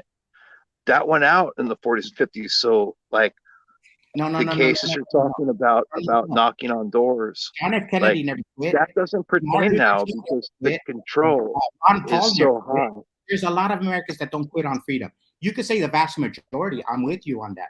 But there's a lot of us who have never quit on believing in freedom. We have never quit, and we will never quit. That's why we use irreverent humor in the videos. Yeah. Because we CM haven't quit Derp, on- I didn't. I'm sorry, JJ. CM Derp, I didn't see you back there. I apologize. I saw your comments now. If you want to come up and ask these guys a question, you're more than welcome to. I apologize about that. Well, he asked the question, do gays burn in hell? Yes or no? What do you not understand? If you're a Christian, no. If you're a Christian and Jesus says all authority has been given to him, then you know what, David? One of the greatest things that happened to me when I learned the truth about the truth, that's what it's called, TAT, T-T-A-T-T, the truth about the truth. All the ex-Jehovah's Witnesses know about that. So when you learn TAT, it was like a 1,000 pounds was lifted off of my weight, and I told Jesus, thank you, because you didn't choose me to be judge. So this thing about whether gays are going to burn in hell, I don't have to make that decision. That decision belongs to Jesus. So do you understand how religion puts a weight on you, David? Because it makes you judge. But when you become a spiritual person, you're like, oh my God, that's not my department. I don't have control of that. So I'm not going to worry about that. Barack Obama said. Like Barack Obama said, that's above my pay grade. So it always goes back to we're always not minding our own business. What business is it of yours if a homosexual burns or not? Listen, I have a really neat book in my webpage, GG for GB, and it's called Pete's Book, and it had to do with this gay guy. He was a friend of ours in the family. He was homosexual. He was a homosexual prostitute. Guy was Yeah. gifted, and That's hot. yeah. And so his nephews were Jehovah's Witness elders, and his older brother was a self-made millionaire. Well, Yeah. he was this homosexual friend of ours was poor, but he gave all of his money to his family, his nephews, his nieces, his brothers and sisters, and he lived in Yuma all of his life, and everybody loved him. And there wasn't a birthday that would go by in his family that somebody didn't get a card or a something. Whereas Yeah. as the Jehovah's Witness ministers of God never remembered anybody's birthday, never gave out gifts. That sounds like me. That's and the- exactly and the me. self-made millionaire did. And so my question goes back to the homosexual thing. So when they're in a court of law in judgment, and we're up in the pearly gates, like the Catholics say, here you have a homosexual who was nice and kind to his family and generous, and here you have Yeah. religious zealots who were not. So do you understand, David, why you and I have to get rid of the desire to want to judge other people, to want to lord over people? It has to literally, you have to get it off of you. The guy I used to study with, I think he had homosexual tendencies. And here's the thing I try to tell everybody. You could be gay and go to church. You can be gay and be a Jehovah's Witness, but they're not going to celebrate your gayness. You're not going to be going into a kingdom hall or a church and being like, "Hey guys, I'm gay. Marry me. Come to my wedding." They're just not going to get involved. They're there to teach you the Bible. They're there to teach you about something. And if you're wanting to, murderers can become Jehovah's Witnesses. Anyone can. It goes back to my point, David, about what my dad would say about Benito Juarez: amongst nation and amongst men, nations and men, the respect for individual rights is peace. The reason we do not have peace is because we always cross the line. A homosexual needs to know you do not cross the line when you're talking to a heterosexual, and a heterosexual needs to know you do not cross the line when you talk to a homosexual. If we all understand that we have boundaries and we don't cross the boundaries, and we show each other respect and say, "Oh, David, I'm sorry, I crossed the boundary." Guess what? There's peace. And the reason we have all of these problems is because religion does not teach us to watch the boundaries. I see. This is the thing, though. I think I've learned that with the witnesses. It's I'm sorry. I've learned how to eat shit. I've learned how to eat shit and be smile. And be. You know what I mean? Like I've learned that from them. And yeah, I didn't understand that. How do you? I'm sorry, David, but how did you eat crow? I'm sorry. How is it that you ate crow? When someone talks down to me, right? There's two ways I can go about it. All right, I can make peace with someone. I can calm them down, or I could be very, very nasty back to them. And I could cross the line too. I could easily do that. But when you study the Bible, you learn, hey, listen, be presentable, be a modest person, be somebody who's reasonable. Don't be this extreme thing that, anyone could do that. It's very hard to do the other, where you have to be level-headed and try to talk to people without, when I was an elder, and I was a working elder, meaning that I wasn't a pretty boy giving talks on stage. So I was building kingdom halls. I did air conditioning work. I was a working Joe. So out on service, door-to-door service, the brothers, when they would meet homosexual people in my congregation, they would give me what is called the field service report. They would give me the address, and I would do what is called the return visit, because they didn't want to deal with the gay people. And they knew that I had no problem going with a gay person to study the Bible. And they had interest. And I would go, and I would take my wife with me, and I would have a good time. Some of the greatest questions that I've ever had in my life are from atheists, communists, and homosexuals. They're thinking. They're thinking about things. And some of the questions they threw me just left me in complete and total silence, because I couldn't answer some of their questions. And the homosexuals that I studied with were beautiful people, but they were in so spiritual hunger, and some of the people would discriminate and not want to study the Bible with it. Yeah. But they did have we get that here with disabled people. On our channel, a lot of people don't want to get involved with the disabled on YouTube. They think that they're either going to hurt them or make fun of them, blah blah blah. Everybody's got to be able to get the same nourishment from whatever. So, for instance, I've never heard of a Jehovah's Witness turning away and gay. But there was I'm going to tell you the story. There was a young guy who used to come over and study with me, and he found out that I was into guns, and I showed him my guns, and he never came back. He never came back because the Jehovah's Witnesses have a problem with that. Some of them don't think that. They don't want to carry guns. They don't want to wear. I know hunters that are Jehovah's Witnesses, but they don't.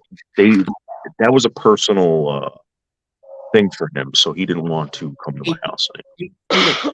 When you were on the show tonight, something that you said that you studied for 4 years.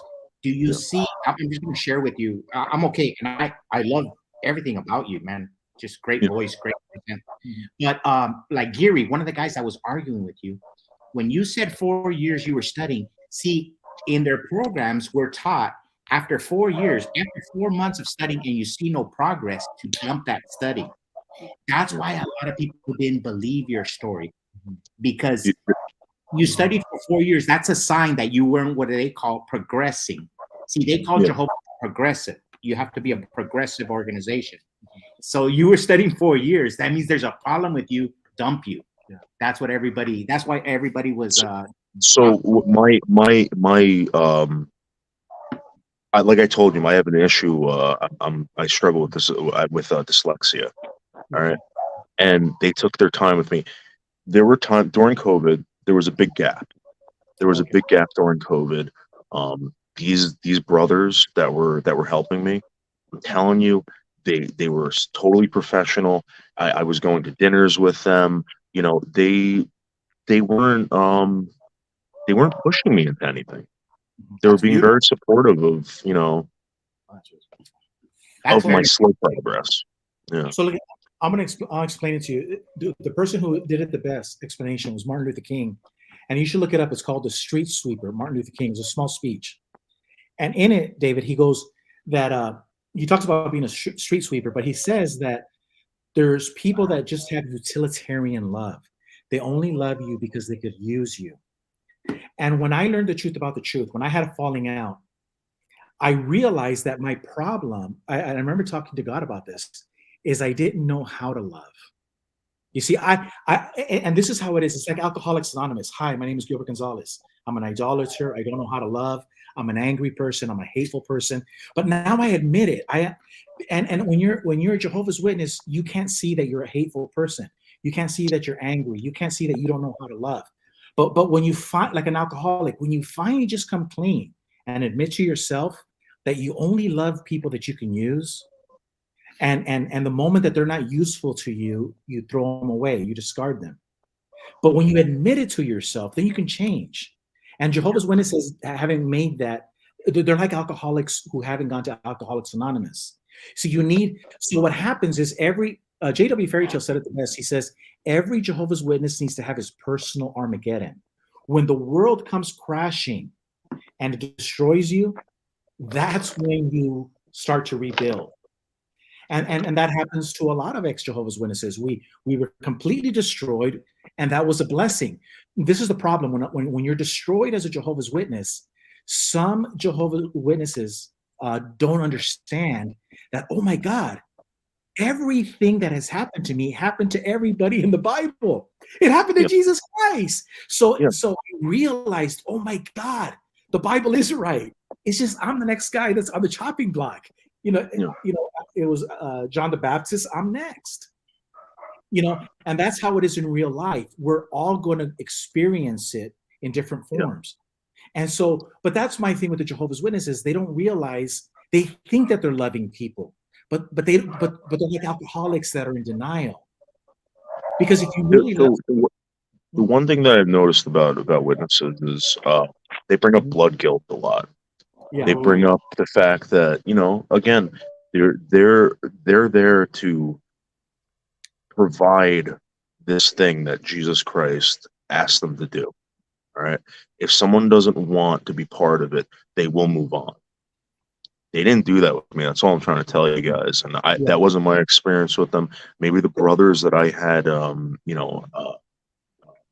teaching me or how doing these studies, maybe they were Maybe they a like little you. bit nicer than the ones you guys were involved with. But You're right. You're right. And let me tell you, there's a different phenomenon too going on right now.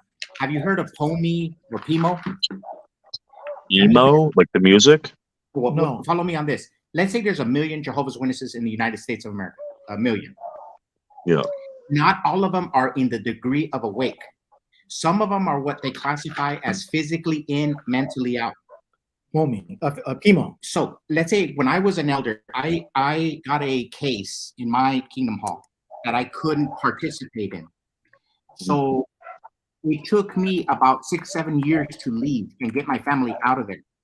So that means that I was doing things like I would meet people out in service or field service, and I would spend time with them, because you're not in agreement with the Jehovah's Witness. You're in a different state of consciousness than a fully fanatical Jehovah's Witness. You probably got a brother who was not 100% fanatical. For example, a fanatical brother would have dropped you after 3 months. You had a brother who was a little bit more liberal-minded. And Does that actually make liked sense? you. And He actually liked you. He actually liked Yeah. you as a. But if he ran into a overseer, a bishop, for example, we call them overseers, and who was studying the numbers, saw his service report, he would say, "Hey, how long have you been studying with this guy?" Drop him. 4 years. Drop him. But Yeah. he's a real guy. So Can I interject for just 1 second? Are you guys pro Jehovah's Witness, or are you against the religion? No. I'm a little confused there. we love the Jehovah's Witness. We love every single Jehovah's Witness. My sister, my brother will never talk to each other again. Right now, my niece is having a baby shower down the street here in Phoenix, and we're not going because we don't want to. Our Jehovah's Witness family's there, so we're giving them their space. Giving him this. And we love them. But we served all our lives the Watchtower Bible and Tract Society. We are 100% dead set against everything they stand for. Everything they stand. We believe Jehovah's Witnesses lie to us. CM Derp. JJ, I'm sorry. CM Derp, come back up. I'm sorry about that. I apologize. No, Leo, their complaint is about the organization and the way the organization's run. They're not anti-Jehovah's Witness. In fact, you guys are Christians, correct? Yeah. Well, I'm not. We believe in Christ, but we're not. Yeah. Look, when you're Jehovah's Witness, they kill your spirituality. It's hard to go back to church. Really? Listen, if you spend 7 hours a week church, and then plus door to door, and plus personal study and giving talks, going to different congregations for 50 years, 40 years, you lived in Yuma, Arizona, the desert. We were like Moses. We wandered the desert for 40 years. My God, I don't want to go back to church. And I'm all churched out. But check this out. Jesus said in the Sermon on the Mount, and he said, "Shine your light." And then he finished the Sermon on the Mount, not saying, "I'll see you next Sunday." He finished the Sermon on the Mount saying, "Go and put into practice the things that I have taught you." Mm-hmm. How can you shine your light if every Sunday you're and Wednesday and Friday you're at a church? I got a better idea. Why don't you spend time with your wife and kids and show God what you're made out of? No, Shine your light. But we have no problem with church. So Absolutely we have no problem with it, but I'm just saying that shine your When light. was the last time you guys were at church? You guys were in a church or anything like that? If it depends what music I feel like in the mood. If I want to hear beautiful Mexican music, Oscar in Yuma at the Catholic Church, one of the most beautiful angelic voices. He's a deacon there. If I want to hear black music, I go to the Baptist Church on Arizona Avenue. Beautiful music. It just depends on what mood I'm in. I want to be free to go to any church I want to go. As Jehovah's Witnesses, we weren't allowed to go to our grandmother's funeral at the Catholic Church. And here's the thing, David, I am the church. Everywhere I go, look at you and I are having a conversation. We're having a church right now. You and me. I'm teaching you more about Jesus Christ. Jesus said, and you're smoking. Check this out. You're smoking. Yeah. I'm talking about Jesus Christ, and you're like, dang, this is a great conversation. And, this is the most interesting. This is what I geek out on. 100%. Because we're brothers in the human race. When you just understand that we're all brothers. Jose's human. Yeah, Jose's human. When we're just brothers in a human race and we treat each other like brothers. Yo, I got a few questions for the Jehovah's Witnesses. What happened to Cain after, the debacle and, with his brother and shit? What happened with Cain? I don't know. I wasn't there. 6,000 years ago. That's 6,000 years ago. Man. We didn't have CCTV. Hey, Wait a minute. These guys are professionals. Yeah. So Cain isn't involved in your religion at all? Cain and Yeah. Abel? Didn't Bruce Springsteen say Adam raised the Cain? I mean, so everybody has an opinion about it. But what's your specific question about Cain and Abel? Well, I'm asking you, what the fuck happened to I don't know. Cain? Okay, in the Jehovah's Witness religion, what do we believe? What did Yeah. they do? When he went east of Eden, or kicked out. Yeah. Where did he chill at? Like, where did he kick his feet up and have a beer at? Is what I'm asking. You know what? That's one of those questions Jehovah's Witnesses, we don't dig into it. The older brothers from the That's 40s, why I asked it. 30s, yeah. Like, did he have a brother, a sister that he took, or I don't know. We don't know. We don't know. Okay, Count Dracula. I got another question. What happened to Satan? Like, when did Satan fall from heaven? Was it 1914? Right? They believe, you know what? Not exactly 1914. If you read the Revelation book from the 1980s, I think it was 1919. They go into specific detail in the Wow. Revelation book from the 1990s. But you can also make the argument that Satan fell the day he was at the Garden of Eden. I mean, who knows? We weren't there when it happened, you know.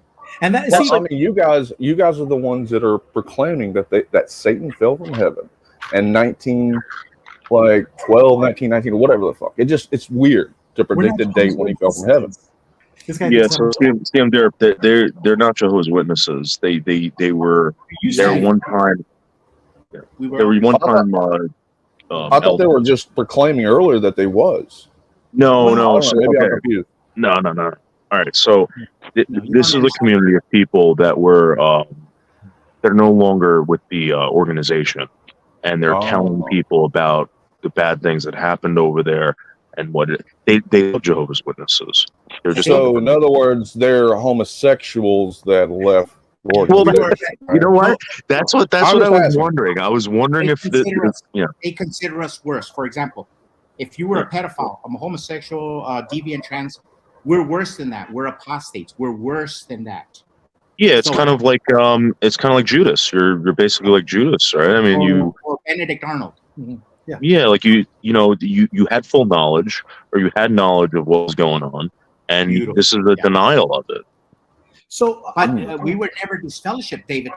Now listen to this. This Yeah. guy ran a national campaign all in the Jehovah's Witnesses, went to the district convention in San Diego, flew an airplane over there, Jack Murphy Stadium. went to the capital of the Jehovah's Witnesses, started a Raleigh. manifestation. I protested in my city block, the Kingdom Hall, all during COVID, and they will never disfellowship us. He did Yeah. a video the other day. He goes, "What do I got to do to get disfellowshipped?" Mhm. They would not disfellowship us. Wow. Hey, you hear? Now, a brother who makes out with a girl booby test, he'll get disfellowship. We start national campaign to protest against, they won't disfellowship us. Are they just ignoring you guys? Is this what's going on? Like Well, they're just there's a- totally No, there's a lot of different theories, but who knows? But I will tell you this about the gay thing, about this guy CN and GEG. Jesus says, "From the abundance of a man's heart, his mouth speaks."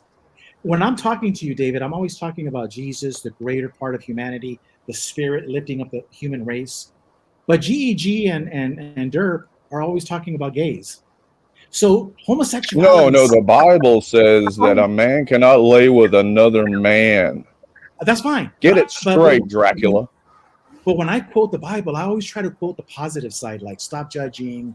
Well, of course you are. You're a homosexual. Of course you're going to like gloss Because over the fact that you're a fag. I'm just saying. I'm just saying. Out of the abundance of the heart, the mouth speaks. Wow. You just can't stop talking about it, dude. It's like you're in And you're denial. abundantly getting cock in the ass. You're a fag. so this is one thing. Who American and Christian are you? You don't even know somebody and you call them that. Yeah. Brother, Well, don't you dude, have I can read people, dude. You know what I'm reading? American- I'm reading a rainbow-colored book with you two goofs. This is what I'm Hey, reading. let me tell you something. I'm with you on that. I'm totally with you on that. Okay, that's fine. But See, Americans, it's a consensus now. all you do is Lucifer's not going to show up looking like a bum. He's going to show up smooth talking, wearing a suit. wow. I'm They're with you. fags. Who's talking? They're fags. You see, David, it's always that conversation. That's all is- they have. That's all they have. Yeah. It's in their- Yeah, Well, no, I mean, I it's just great. I blew your case is what I did. I'm sorry, I just blew Gigi, your case wide open. again, I've been here for 4 years, Gigi. I'm a pedophile. I'm a murderer. I'm a rapist. I'm a homosexual. It just, you stay here long enough, you'll get accused of everything. I have too. Yeah, but I'm just saying that it's interesting that this is the topic of people's conversation because that's really what's in their heart and mind. People have But Well, I mean, you come off a little flimsy, man. I mean, look at your hands. Look like you had pedicure, bro. But are you intimidated by Gigi? Is that like if Gigi came up to you, would you feel No, it's an evaluation. It's like I'm a scientist and I'm evaluating these two, flaming homosexuals as what they are. That's facts. That's all it is. No judgment. No judgment. Last night. Hey, chill out. No. Now we're fist fighting. Oh, these dudes are supposed to be holier than thou, and now they're getting personal. Look at this. This is ridiculous. Everybody to the corners. Are they married? Are you two married? They're brothers. Oh, they're brothers. Okay. My younger brother. Yeah. So I'm gonna tell you something right now. There's one thing that the witnesses told me, and they said, as far as gay jokes go, that's not funny. People being persecuted because of that or whatever. That was one thing that they really, really hated was like gay jokes. Because sometimes I'm inappropriate, and they would say, "Please don't talk like that around me." They take it very seriously. It's a sin. I didn't hear that. I never heard But you know who the most I think they recruit a lot of those types. No, you know who the most successful people in business and in entertainment are? The ones that have homosexuals. The ones that have self-deprecating humor. You see, when you have self-deprecating humor, like Conan O'Brien, for example, you have that. They become successful because they have thick skin, so they're self-deprecating. And so going back to your thing about the jokes, Don Rickles was very successful because he would throw out the jokes. But he threw it back at himself too as a Jew. And I think it's healthy to a certain extent to be able to laugh at yourself. I really do. Maybe wrong. Right. That's just my opinion. That's just my opinion.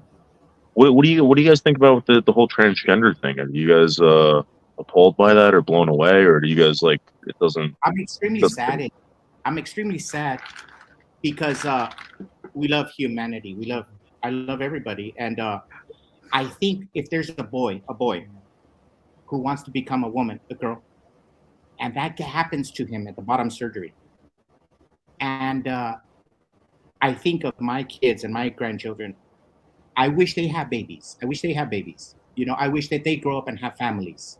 I want every American to grow up to be, to live out their full life. And for example, Dylan Mulvaney the other day, he said he wants to be a mom someday. And I don't know if he's living in a fantasy land. He really can't be. Am I wrong? Am I wrong saying that? No, it's good. That is very sad. And like when people start talking like that, I start thinking like, hey, listen, these people are mentally ill. And then you get into a whole new conversation about it. In my opinion, people want to pretend whatever. I mean, I talk about a God that I can't prove to you that is real. I can only prove it to myself. And, that's my life. So I kind of feel like,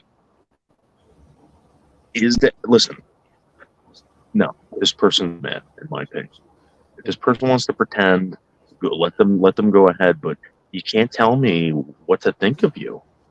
I would love for Dylan Mulvaney to meet me and tell me, oh, my name's Sarah. I would respond to Sarah, but or I would call them by whatever they wanted to be called. But I think that they're crazy. Yeah. Hey, David, I want to share something with you because we've been out for about 10 years and doing our activism. So we only hear tidbits. We hear tidbits because nobody in our family will talk to us. We're what we call apostates in the Mexican community, Spanish. So they're more fanatic about that. They won't talk to us. And what you said about the transgenderism and the homosexual jokes, when we were in the 80s and 90s and 70s, gay jokes were flying everywhere. I think they become a little bit more political correctness, or not political correctness, but they're afraid to speak up, to exercise their First Amendment rights. Yeah, but you're talking about Jehovah's Witnesses doing that? Why Today, we have won't your heard. family speak to you? No, because we're apostates. We're Good worse. question. So We're- they question something, Liam. They question something in the Bible. So, but is that a Jehovah Witness thing? Like once Yes. you've been kicked out, then nobody in. All right. Let me. All right. Before I lie to you guys anymore, okay? Gigi is obviously a shit stir. I don't know about JJ. Okay. Gigi caused some issues in the congregation. All right. Gigi, am I? You know, is that true? Well, see, what happened was you have to understand history. It only in 2016, 16, there was a small period of time that Kingdom Hall crashing was the only way to do it. You know, and then the Kingdom Halls were being crashed, so it served its purpose. And but so it's one of those things, David. Like, if I could go back in time, would I do it again? Hell yeah. Was I wrong? Yeah. Hell yeah. I'm 100% wrong. I'm 100% guilty. But It was fun. it was fun. Now, Yeah. So this is but it was so only one time. For the record, you guys are not part of any congregation, right? No. You guys are ex. You guys used to be elders. You used to give talks. You used to be involved in the Kingdom Halls, right? You don't do that anymore, but you. I was an elder, Yuma, Arizona, 1071 South Avenue A, congregation, Yuma Central Spanish, 1024560. I was a secretary for 18 years. Mhm. Okay, so you guys eventually had a problem with the place and caused a little problem for them, right? Like you caused a scene. When there's pedophiles inside the congregation and you're We not had to leave. and you're not calling the police, It endangers everybody's life. Everybody's life is endangered, compromised. You have to make a So- decision, man. Are you going to stay? Can I ask you a question? What good did you do by disrupting a study? Oh, absolutely. And not going to the police. Oh, no. Well, we would welcome the police because then. No, you did. Yeah, we welcome them. They want to call them in. But when we were walking out and they were carrying me out there, I used the phrase that only a Jehovah's Witness understands. They go, let's go outside. I go, no, let's lay the matter bare before the congregation. That's something that's found in the JW Bible. But when I went outside, there was a young man with his two kids, a little boy and a little girl, and he had the face of terror, like, oh my God, there's a terrorist bombing going to go. This guy was scared as hell. And he got his kids and he left. And then I looked at everybody and go, guys, our work is done. He took his kids out. Kids do not need to be involved or go to a Kingdom Hall where the elders confess that there's 2 or 3 different pedophiles in the congregation, but we have it under control. My brother here, his sister-in-law was told by an elder in the English congregation, the same one, Avenue A, that we have 3 of them. So how, David? So this is the problem. I think that you'll understand. The chickens have come home to roost to me, and I acted out in a certain way. Well, one day the chickens are going to come home to roost, and they're going to roost in your house, and you're going to have to react. We're all going to have to react. It's just it doesn't all come to us at the same time. Right. So what I guess what I'm asking you is, when this all happened, right? Mm-hmm. Were you going to the police? Was this like a big thing, or was just you can't prove it because it's hearsay. It's hearsay, Like But one of the if they weren't registered. It was just people gossip. Yes, well, an elder confesses to the other elders that so what happened in Yuma, Arizona, a young girl, like she was 14, her dad is blind. Jehovah's Witness elder rapes a 14-year-old girl. Now she's 16 or 17, and she goes to San Luis, Mexico, which is just down the street from Yuma. Just down, you go to Mexico. She gets drunk with all of her girlfriends, and while she's drunk, she confesses the whole thing. Then it spreads like wildfire, and the whole town knows. So the elders have a meeting, they remove them. So the police can't do anything because no one's willing to talk. It's hearsay. Yeah. And nobody wants to tell the police. The elders don't want to tell the police. The girl doesn't want to come to the police. So it's all hearsay. And your hands are tied. But I did tell the police. They know that child sex offenders always are going to repeat and repeat and repeat. So the good thing is at least they know when this guy repeats, you know. So you had no proof of this. It was just someone saying it. Yeah, but we also have letters from Watchtower saying, because when you move from one congregation to another congregation, you have to have a letter from this congregation. So we have letters where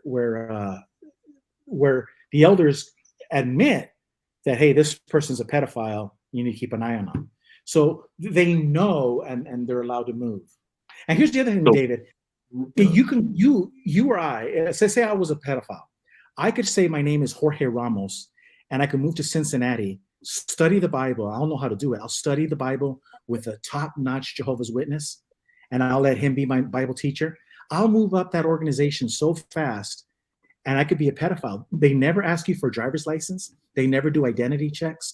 If you become a ministerial servant or an elder, all the years and all the congregations that I've been. So then why would you guys be so nervous about me being a Jehovah's Witness and spying on you guys? Oh, yeah. No, it's just that I guess the community is just, well, there's no such thing as a community, but anytime you get Jehovah's Witness together, we're just scared, paranoid that you're an elder from a local congregation. Well, okay, so if I was, what would that? It brings up a lot of anger. You know how that guy was calling us a bunch of homos and stuff? That's what we turn on them. Yeah, we just get angry. And because, like, let's say somebody was spying on your wife and you catch him, you would have a little bit of anger, a little indignation. And when they come out on the radio program that it's just you, Jehovah's Witnesses, ex-Jehovah's Witnesses, and then a real Jehovah's Witness comes on, everybody gets angry. That's all it was. Yeah. Yeah. So what I was nervous about was, like, when you said, like, people are spying on people's wives. I gotta know, why would they be doing that? Are you saying that some of these individuals that I was talking to, they're married to Jehovah's Witnesses, and they're watching these people that are married to Jehovah's Witnesses? Well, let me give you an example. I was a secretary, my congregation, my service, the guy next to me. So there's 3 brother elders in charge. It's service overseer, elder. We're in the Spanish community. So in Jehovah has an 8. It doesn't have an H. Jehovah doesn't have an H like in English. G-J-E-H-O-E. So when he wrote to my wife, Jehovah is watching, I was already leaving. I was already out. But my wife was still in. So they get in between husband and wife. And so he wrote to her, Jehovah's watching, and I got her phone, and I wrote back to him, hey, Sergio, I know it's you. I know it's you. He goes, what are you talking about? He had some dumb phone number where you can't trace it. And I go, I know it's you, retard, because you wrote Jehovah in Spanish. Even though you're typing English, you wrote it in Spanish, you stupid ass. And he never texts back. It was the service overseer. It was an elder spying on my wife. So this is they're looking for reasons to get rid of these people because they think that you're going to somehow infiltrate. No, it's a secret society. So what happens is this: it's real simple. It's a secret society. So it's like a notch on a belt. If I'm going to try to move up the ladder, and I got Leather King, and he's a notch on my belt, and then the next person I get is Leo. See, so I become more powerful as so it's really not like they're spying to spy. It's to spying to show you who pisses the longest. Let me show you how I was removed as an elder. I was spied for 2 things. Guess what? The 2 things they got me on. Well, they got me on 1, but my brother cocaine and fentanyl. Close. The worst thing. 1, I was a Republican. Yeah. And number 2, my son was in high school wrestling. They formally got me on my son being in high school wrestling. And when they did a judicial committee on me, a qualifications committee, that I'm no longer qualified to be an elder, they said that my son was involved in Greco-Roman wrestling. Yeah. Now, Yuma High is a historic school. Anybody who goes in Arizona, it's got to be the first high school, the 310 to Yuma. We're talking about the most historic high school. You would be proud if your son plays for that team. You know, Yuma High, it's the greatest school, we think, on the Colorado River. So, I hear about it all the time. That's what they got me on. They didn't get me on cocaine or marijuana or choking the chicken. None of that. So being an elder, right? What you're saying is you're an elder, and you're representing an organization, And you guys, as far as I know, Jehovah's Witnesses, they talk about this time when giants walked the earth, right? Okay, yeah. And there were all these blood sports and all this stuff, right? And God was displeased with it. So when you're an elder and you're encouraging your son to do this, wouldn't they assume that you're also encouraging other members of the congregation to do the same? Correct, but it's deeper. And it goes to why I think I got upset when that guy was talking about homosexuality. Because when the bishop removed me, it's called a circuit overseer. Yeah. He got me by the shoulder and he said, I want you to know that the society really looks down on Greco-Roman wrestling. Yeah. He implied strongly to me that it was a homosexual sport. These guys are obsessed. They're obsessed with homosexuality. Look, one time we were in an elder room and this girl with the most beautiful legs, I was in charge of the school. That means we have a Bible class and everybody goes up there and gives us Bible talks. And so the elders got me in the back room afterwards and goes, Jesse, you're going to have to talk to so-and-so about her dress. And I go, what happened? And she goes, she didn't have it 3 fingers above her, below her knee. And I go, what? Yes, you have to have, it's an unwritten rule. Your dress has to be 3 fingers below the knee. Well, this sister had beautiful legs. Anytime I saw a sister, I wasn't listening to the Bible. I was checking out her body because I'm a man and men are women. So I'm happy as a dog watching a beautiful woman give a Bible discourse. And so I told the elders, they told me, Jesse, you have to tell her that she can't wear the dress. And I told her, as a man, I cannot tell a woman how to dress. I'm not going to do it. You could kick me out. You could do whatever. I'm not going to tell no woman how to dress. Have the sisters do it. Yeah. And then it hit me. I go, hey, what color dress was she wearing? And they told me. And I go, what color dress was your wife wearing? They told me. I told them, what color dress is my wife wearing? And they told me. And I told them, if my life depended on it, I couldn't tell you what color dress your wife was wearing. These guys were obsessed with this sex stuff. There was the young guy that I studied with, who I believe had homosexual tendencies. I think, he was a gay guy. He got spoken to one time. He was dressing really flashy. Good dresser. The kid was a beautiful person, very handsome guy. Could have been a model. And they told him to tone it down. And they said that the reason why, because he told me after the meeting one day what they said to him, and he goes, well, the reason why they're saying that is because it's a distraction. It could be a distraction, and I could kind of see that. I mean, when I would walk into the Kingdom Hall, everybody was looking at me. Yeah, and it wasn't because they were like, "Who's this?" It's because I was so beautiful. Yeah. No, you're right. No, but I know what you're saying though. Like King David, right? It's beautiful, right? Women are beautiful. Get in your voice. Women are beautiful, right? We all know that. Yeah. Right. But when you start staring and you keep staring, you lose focus on what maybe you were doing 10 minutes before, Yeah. But So I could see it being a Jerry problem. Seinfeld said, beautiful woman is like the sun. Just take a glimpse and get away or you'll go blind. Just do your business, look, and that's it. It's This over. is why, hey, So JJ, no looking at this beautiful is why women at this is why all. you can't cam up. You look at a beautiful You will woman. fall in absolute love with Blazing Leo, and you'll want her number. You'll be emailing her every night. You'll fall in love with her. No, it's not your wife, and you respect. But you know what? A beautiful woman, if she's dressed like they said, I would not, as an elder, Oh my God. feel like it's a Christian thing to do to tell a woman how to dress. I think that's her husband or her dad's job, not my job. Hey, Leo. Yeah, no, that's true. It's very awkward. It puts people in a very awkward position, and I could totally understand that. Did they have a talk to you for not doing that? Like, did you get reprimanded for that? No. It was just we have what is called an elder room. It's a back room, and it's a secret room. The elders go and talk and hammer things out.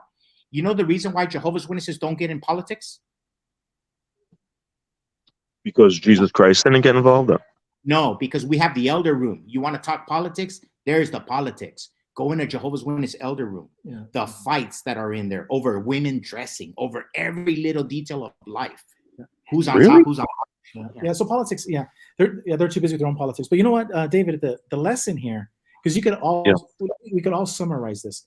About 30 years ago, literally about 30 years ago, I was Jehovah's Witness elder, and I tell my brother Jesse, I go, 1 Thessalonians 4 says, make it your aim to live a quiet life, work with your hands and mind your own business. Mm-hmm. So my brother freaks out. It's like, oh my God, I've never heard of this. But he's an elder, never read that Bible. And then he goes and shows it to a self-made millionaire Jehovah's Witness general contractor. He couldn't believe that Bible text existed. It says, make it your ambition to lead a quiet life, mind your own business, and work with your hands, just as we told you. St. Paul. So this is the problem with Jehovah's Witnesses, the Catholics, the Mormons, just keeping it very simple, is that people don't know how to just mind their own business and to work with their hands and live a quiet life, just like the Bible says. So it's interesting that you'll go to the Jehovah's Witness religion and you'll never hear somebody speak 1 Thessalonians 4:11.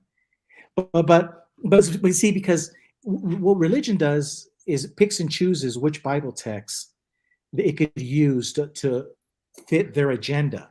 This is why I say there's a whole bunch of other apostles in the Bible, like Jesus had 12, one minus Judas, so it's 11, minus John and Peter, so that leaves you 9. Where are the other 9 apostles writing letters? Why do we only have letters from the Apostle Paul? I'll tell you why. Because Bartholomew, one of the apostles, was saying, you know what, Paul? I think you're running around calling people elders, calling people deacons. I think you need to tone it down a little bit. So what happens, in my opinion, the letters of the other apostles are hidden because it doesn't fit the agenda of an organized religion. I really do believe that, because I really do believe the other 12 apostles, the other of the 12 that are not in the Bible, were writing common things that you and I would understand, but it doesn't fit the narrative. Paul, I like Paul, but he wrote in such a way that it could be used to form a structure. So this is one thing that I used to sell guns. I was an armorer. I was a range officer. I was all these things in my early 20s, right? And one thing that I couldn't get over was the fact of firearms ownership and carrying a gun. They were totally against it.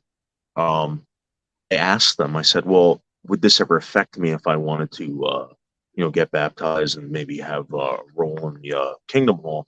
And they said, "Yeah, absolutely." They don't. So I didn't get into arguing with them, but I said, well, we have to discuss this because this doesn't make sense. In my opinion, right?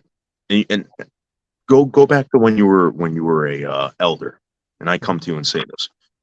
So when I know that Jesus tells his disciples to go buy swords, okay?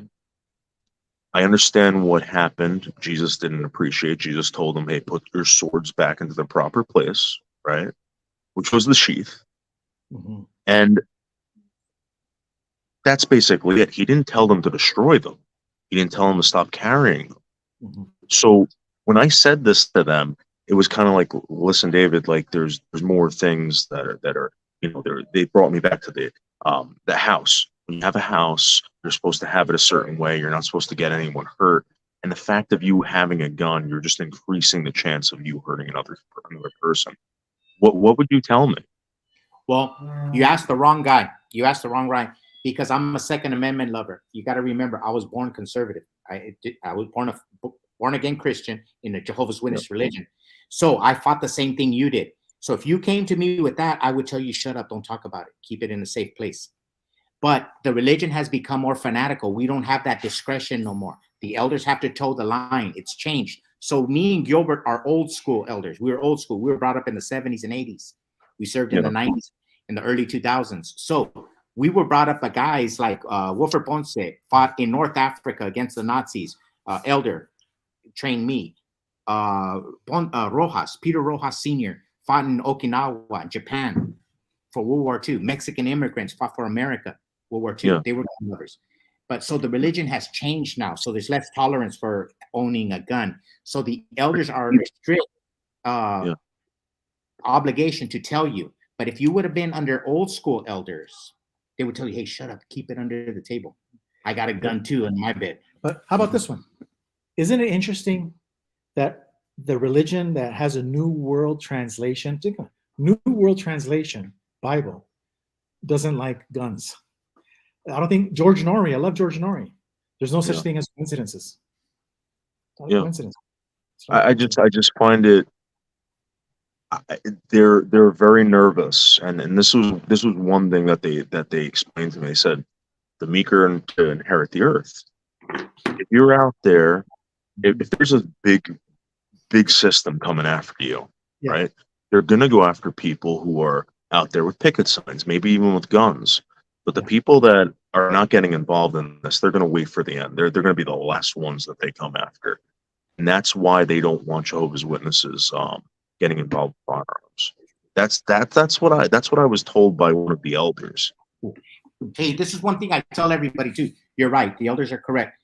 But during COVID, we found out that the First Amendment died. The teachers quit teaching. The preachers quit preaching. The Jehovah's Witnesses were the first one to close the Kingdom Hall. What was the only amendment to the Constitution? What were the Bill of Rights that didn't quit on us? You're asking me. Yeah. Only the Second Amendment survived COVID. Only the Second Why Amendment. isn't church and government supposed to be separate? Does the expression church and state, does that show up in the Constitution? Separation. I don't know. That's what I'm asking. I know. I'm pretty sure it's not. Because from what I understand, you're talking a lot of politics. I'm not in any type of religion, so I don't understand the politics of the church. Here's the thing. That's what I'm asking. Listen to Dr. Martin Luther King's talks. You will never find somebody who talks more about democratic politics than Dr. Martin Luther King. Yeah. So our brothers on the left side of the aisle do it all the time. But people who love the Constitution and the Second Amendment, if you bring it up in a church setting, we get immediately attacked. But you go listen to Jesse Jackson. You go listen to any preacher, Southern Baptist preacher that talks about politics. They're never criticized. But when we bring up Second Amendment, and just because we're talking about religious reasons, and we say, hey, shouldn't there be a separation? What about our church and welfare? What about church and science? I mean, you could play this game all day long. Where does it end? But there's a crossroad in life. There's a crossroad when our gun meets our church. In other words, look at the Jews. What would the Jews have done if their parents and grandparents would have surrendered their guns? Could they at least have put up a fight when the Sonderkommando came to kill them all? Do you know that sometimes when the Sonderkommando was killing people out in the groupings, what were they called? The killing squads in Ukraine and Germany that the Nazis sent in the 1940s. Did you know that sometimes to save bullets, they would shoot 2 or 3 people together to save bullets? They had this thing called it was a blade that went around their wrist, and they used to cut people's throats. Imagine, I forgot what it was called. Yeah. Imagine if their parents wouldn't have surrendered their Second Amendment. Well, they don't have Second Amendment, but imagine if their parents wouldn't have surrendered their guns. Maybe they would still be alive their family would still be alive.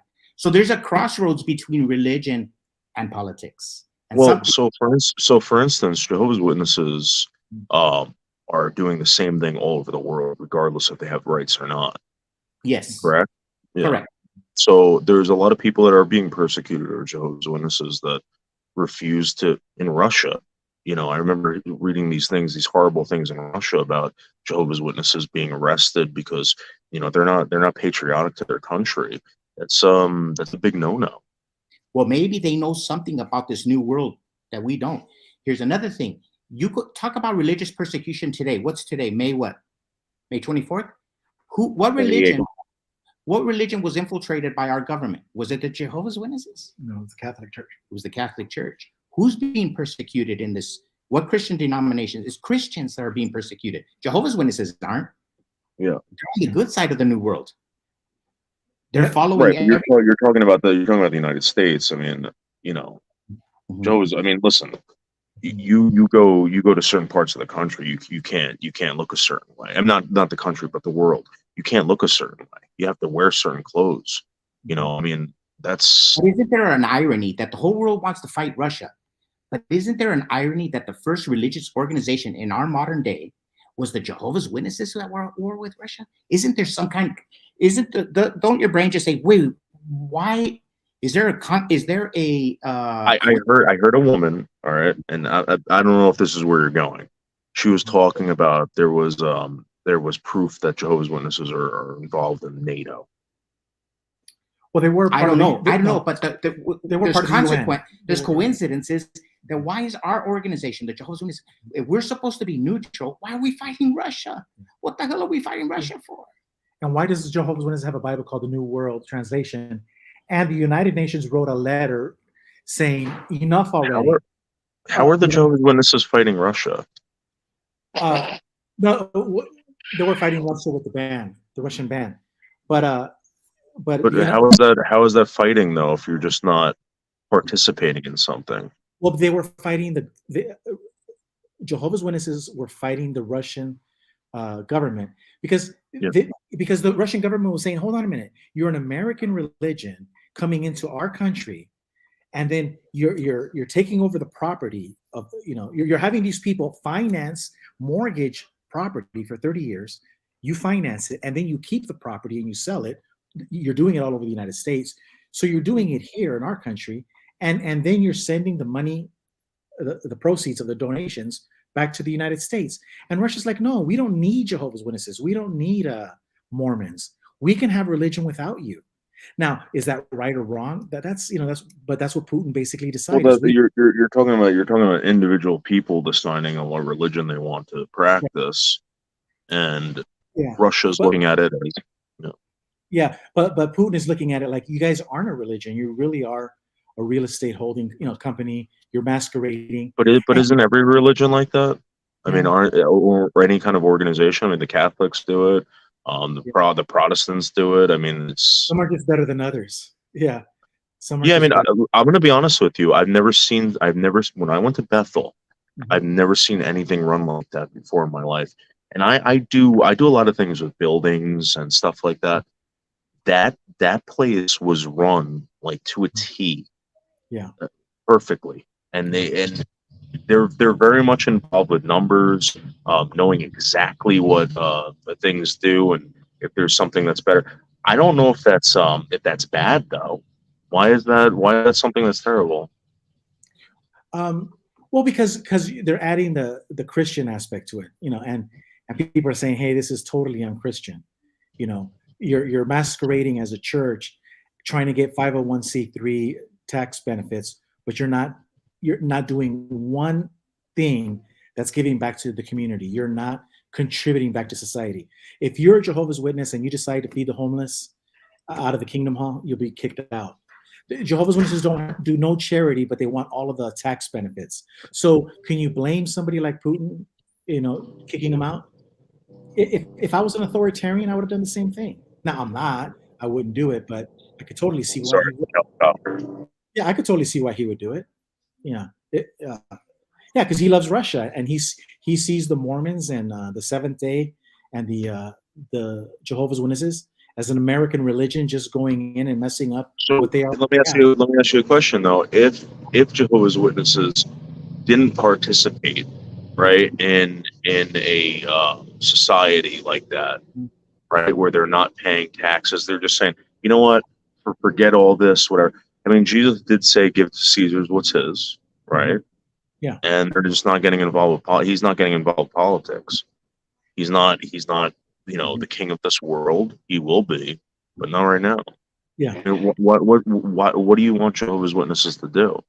Well, it almost sounds like you don't agree with the religion to begin with. So why would you want to be part of that religion? Just because now we're going outside of the three. Remember, I told you, David, that at the end of the day, we got like about a 98% agreement from everybody.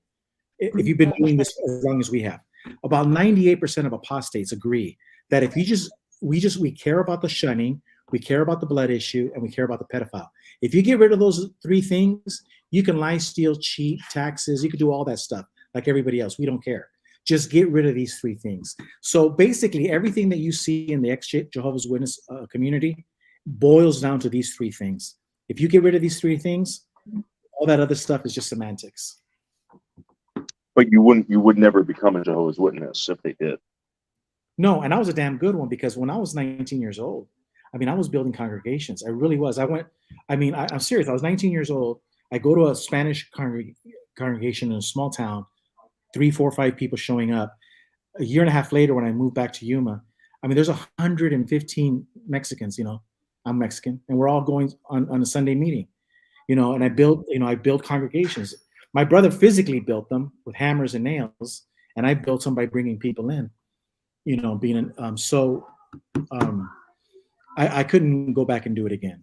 No. I'm just curious because it just seems like you're talking about an organization, Mhm. right? That you've had an experience with. It's kind of like if I work for a business, Mhm. right? I mean, you work for those people. That's basically what you're telling me. You work for those people, and either you quit or you got fired, right? You're Mhm. complaining about the way it's run, and you want it to change, but you'll never go back to it. Correct, because and that's the other reason why. Great point. Because the great majority of apostates on YouTube have family members. Their mom is still a Jehovah's Witness. Their dad is still, for example, a very prominent Jehovah's Witness apostate is Mike and Kim. Mike's mother does not talk to him, so of course he's in the fight. He's fighting for his mother. So this is about getting families back together and stuff like that. Yeah, and I've received phone calls. I mean, I received phone calls way back in the day. I can't do it now because the burden is too heavy. But I would receive phone calls. People would call me all the time. I would have what we call an awake hotline. Guy calls me from Spain, says, Gilbert, my wife wants to know what this Australian Royal Commission thing was. I finally investigate and I tell her I'm now leaving the Jehovah's Witness Church, and now my wife wants to stay in. His family's now destroyed. It's little things like that where everywhere you go, families are being destroyed. Do you believe in evil influence? What do you mean by that? Evil influence? Do you believe that people are influenced by evil? Yeah, because we let it in without knowing by things that we do. Like I'll give an example. We start drinking alcohol a little bit more regular, and then before you know it, that evil. Yeah, you're like Christian Barrett Townsend. Yeah, so and it could be anything. It could be you could just get a Playboy magazine. Next thing you know, you rent one movie, and next thing you know, you're into scat videos. Yeah, like Christian Barrett Townsend. Yeah, it makes total sense. Yeah. So, but my point is that I guess when you say this, right, you're saying that you want to get families back together. Mm-hmm. Do you believe that some of these families might have an evil influence on other, I guess, brothers and sisters in the congregation? Do you think that that's even possible? I don't know. That's a deep question, man. I mean, some things are above. Have you seen it? Because you were an elder. You had to have seen stuff like that. Yeah. Were there certain people that you truly believed were evil influences and were there to that were just destructive, or they would Yeah. Like if a woman came in with a bikini all the time. No. That kind I'll give you a better one. My brother, he had to leave when the family came, but my brother was invited to go give a bid, a contracting bid, in the Masonic Lodge. Mm-hmm. So the Masons are telling him that all the religions are here, and my brother Jesse goes, "Well, yeah, maybe that's true, but not for my religion." And the guy goes, "What religion is that?" He goes, "Oh, I'm a Jehovah's Witness." And the Mason guy goes, "Oh no, we got a few of those here, like nothing." So what happens is, here you have Jehovah's Witness elders that are living double lives, and the reason they're in the Masonic Lodge is real simple. They're doing it for money, contacts, contracts, like a bar, like yeah. I'm not saying that they're doing any kind of killing sheep or goats. No, they're just going and drinking beer and getting contracts, and so. But in doing so, they're living a double life, and that's an evil spirit because you're a liar. Do you believe someone like that should be kind of like separated from the congregation if they're doing something like that? Yes and no. So there's a great movie. It's called Pride and Prejudice in the 1940s version, and there's a case of disfellowshipping. But that disfellowshipping, that Darcy was disfellowshipping this guy, it was his personal one-on-one. He didn't involve everybody else in. And everybody was trying to find out why Darcy didn't like this guy and why he was kind of like shunning him. But he wouldn't talk. It was personal. And he goes, this guy knows. And the truth came out later, but he didn't go around telling everybody. So it was a gentleman thing. And the same thing happened like in Fiddler on the Roof. Fiddler on the Roof, Tayev disfellowshipped his daughter. It was a beautiful scene. Tayev disfellowshipped his lovely redhead daughter. But he didn't tell his wife or his daughters or anybody in the community, you can't talk to my daughter. It was a one-on-one. So absolutely, shunning is be from gentleman to gentleman. But we're not talking about that, David. We're talking about institutionalized shunning. It's institutional. Yeah. So when you're part of a congregation, right? When you're part of a congregation and you're trying to run a congregation, if there's somebody in there who's disruptive, right? Do you just ignore them, or do you ask them politely to leave? No. You lay the matter. No, see, that's a great question. Yeah, it's real simple because actually the Apostle Paul answered it. You lay the matter bare before the congregation.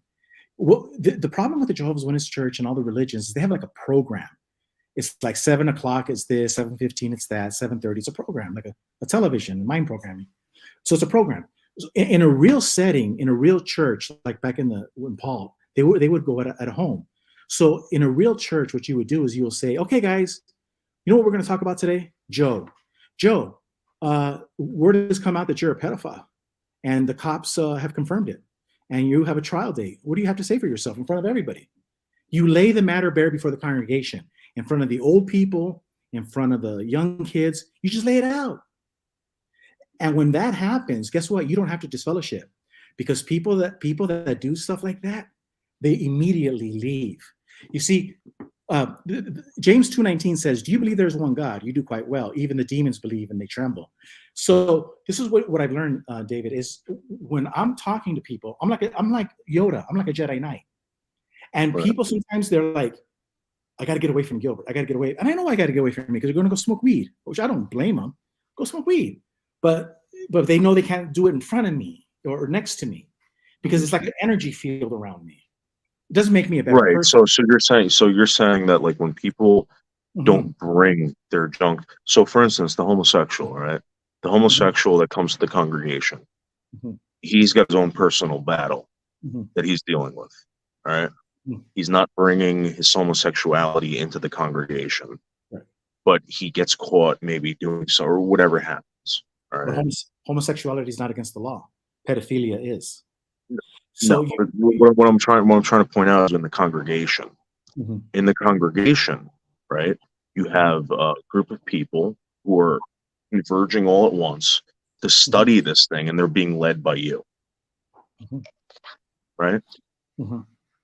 Well, in the congregation, everybody through rumors are talking about Joe, who's having an affair with this woman in the congregation. If you address everything, if you just openly confess and openly address everything, sunlight is the greatest disinfectant. So pedophiles, adulterers, habitual fornicators and habitual masturbators, whatever you want to say, who knows? Pick your sin, pick your poison.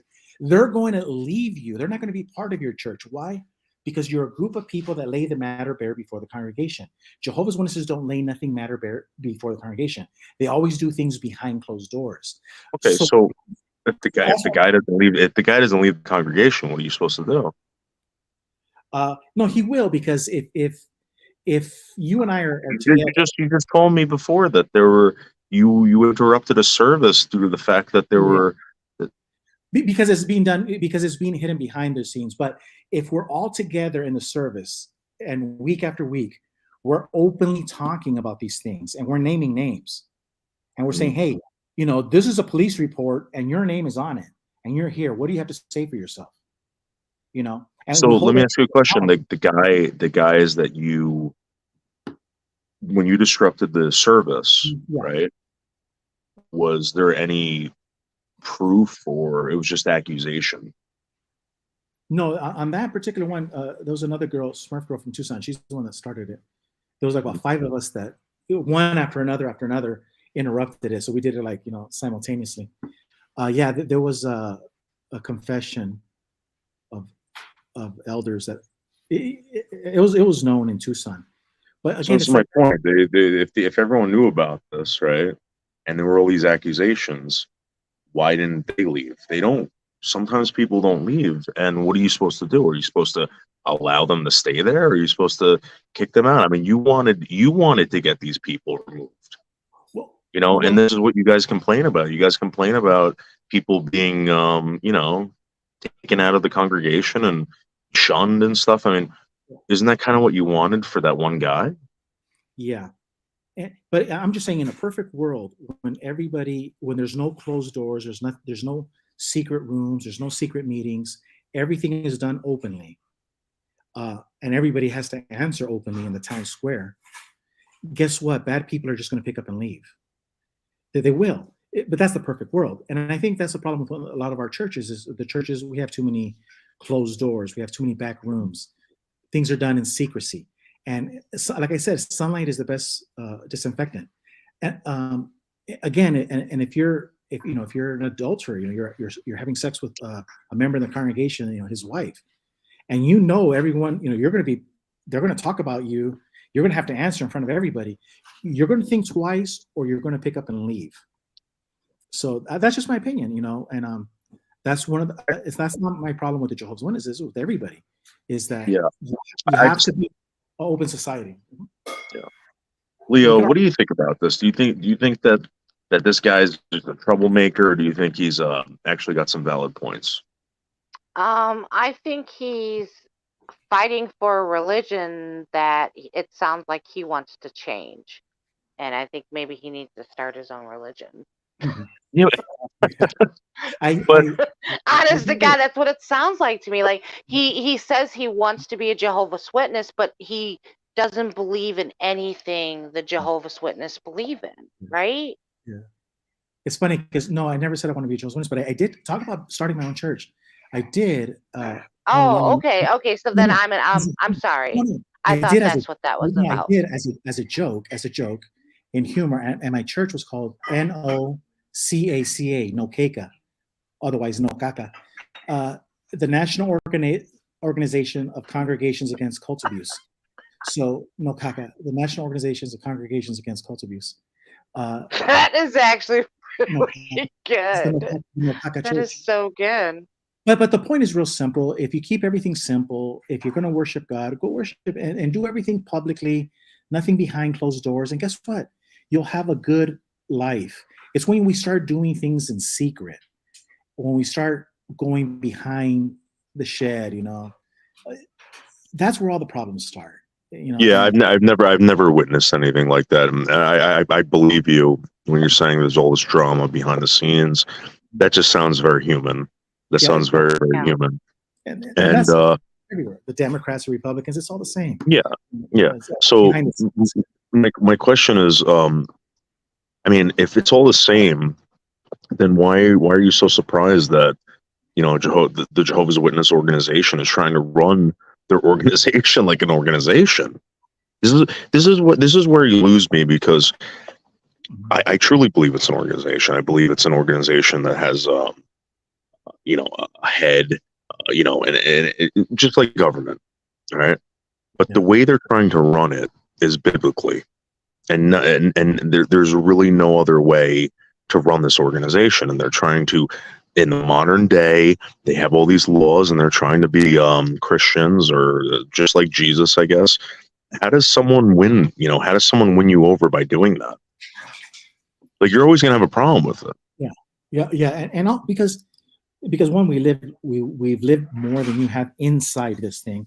And this is how it is. It's like somebody in the Democrat or Republican Party that has been really deep. We've seen things, like we've seen the subliminal images of demon stuff all over Watchtower's literature. I mean, and YouTube is plastered with videos like that. There's so many other things that we see because we dug deep, right? And it's just like whether you're Republican or Democrat and you dig really deep, and then you're like, man, I could never be a Democrat again. I can never be a Republican again. I can never be this again. Because you went too deep and you found out, oh no, these people have sold their soul to the devil. And I think the best example I can give you about that is Alex Jones. He said that these people, whether it's Target, whether it's Jehovah's Witnesses, whether it's Democrat Party, Republican, they're hosts, they're a body, and the termite colony goes up, and it goes up the host, the building, and then finally the termites are on the ceiling, and they now have full control of the home. And you think, how is it that they're able to take over this organization? Because when one pedophile gets a promotion, he hires another pedophile, and they just keep going up and up and up and up. So none of the founders of Target ever thought that they would be selling the stuff that they're selling on their stores. None of the Jehovah's Witnesses, thought that they would be hiding pedophiles, 50, 60 years later. What happens? I got to tell you something. That was a great illustration. Great illustration. No, it's not mine. It's Alex Jones said it. So what he basically said is that nobody is safe. It could be your police department. It could be your school district. It could be anything. It's just a body. And so my belief is that the Jehovah's Witnesses got infected by, and they penetrated. And that's what you're seeing all over the United States. Organizations have been penetrated. And who would have ever thought Budweiser, the original Budweiser family, or Disney, they'd be rolling over in their graves. Do you think this is the evil influence? No, I think it's because of living forever. I think as human beings, we have to die. This is what happens when you live forever. Satan waits for you to die, and then he takes over your business. But if you were to die, look, this is what's going to happen. The Rush Limbaugh show in a few more years is going to be hosted by Rachel Maddow. Why? Because he didn't kill his business. InfoWars is going to be run by Rosie O'Donnell in about 30 years. Because that's what the devil does. He waits for you to die, and then he takes over your business because you wanted your business to live forever. The best thing you can do is die, sell everything, and let the other guys come in. But corporations are like dinosaurs. They get bigger and bigger and bigger and bigger, and they never die. There's one thing that I noticed with the witnesses. There was a story that was told to me about an elder that traveled from I forgot what part of the world or something. He was this big to do. Yeah. And some woman went up and asked him to sign a Bible for him. And that was a big, big no-no. This is why I kind of have a hard time believing this, because they're so strict about this stuff. Yeah. And they made such a big deal about some guy signing a Bible. Yeah. That it's just hard to believe. I agree with you. I agree with you that human beings are flawed, and people probably do things for power and whatever, but I never experienced that with them. Never. Hey, Dave, I got the kids and the family. Everybody's here. So yeah. Listen, Gigi, thank you so much. I really appreciate it. Yeah, you're a great guy, man. Your brother's great too, and I wish you the best and all that stuff. And, excellent talk. All right, man. Yeah, very nice Take care. to meet you. You guys are awesome. Yeah. These people are very, very passionate about this, Leo. Very. Big community. I can't tell though if he's a troublemaker or not. He is. If he well, here's the thing. When I was studying, that was a big deal at the time. People were crashing these Kingdom Halls, and they were pointing out some things that had happened. I remember being told that there were some allegations that were made about certain congregations, like sexual abuse, whatever. What I was told was, as soon as someone says something like that, the police get involved. Now, this guy's saying something completely different. I never witnessed it. He's saying he has. And, but again, why did he really leave? I don't know. You know what I mean? I don't know why any of these people. I was so confused. Like he was a Jehovah's Witness. They kicked him out. Well, he was Now an he's elder. fighting with them. He was an elder. But whatever that means. And then, it sounds like he's fighting with them to get back into it. And he's like, no, that's not what I want. So then why's the big fight? Because it's personal now. So this is the dilemma with the witnesses. They're fighting for They had friends. Their whole lives were invested in this. Their family doesn't talk to them anymore. Their friends don't talk to them anymore. They were separated from something that they truly believed in, and it's devastating. It's caused some kind of PTSD in people. They were talking about witnesses killing themselves after getting shunned or turned away from the congregation. So it's a pretty big deal. You know, it might not affect you because Why? Leo, this is their life. I'm telling you. I didn't realize it was so. See, this is what people when you say that you're Christian, right? Yeah. You're really living life like a Christian. These people are trying to do it every day.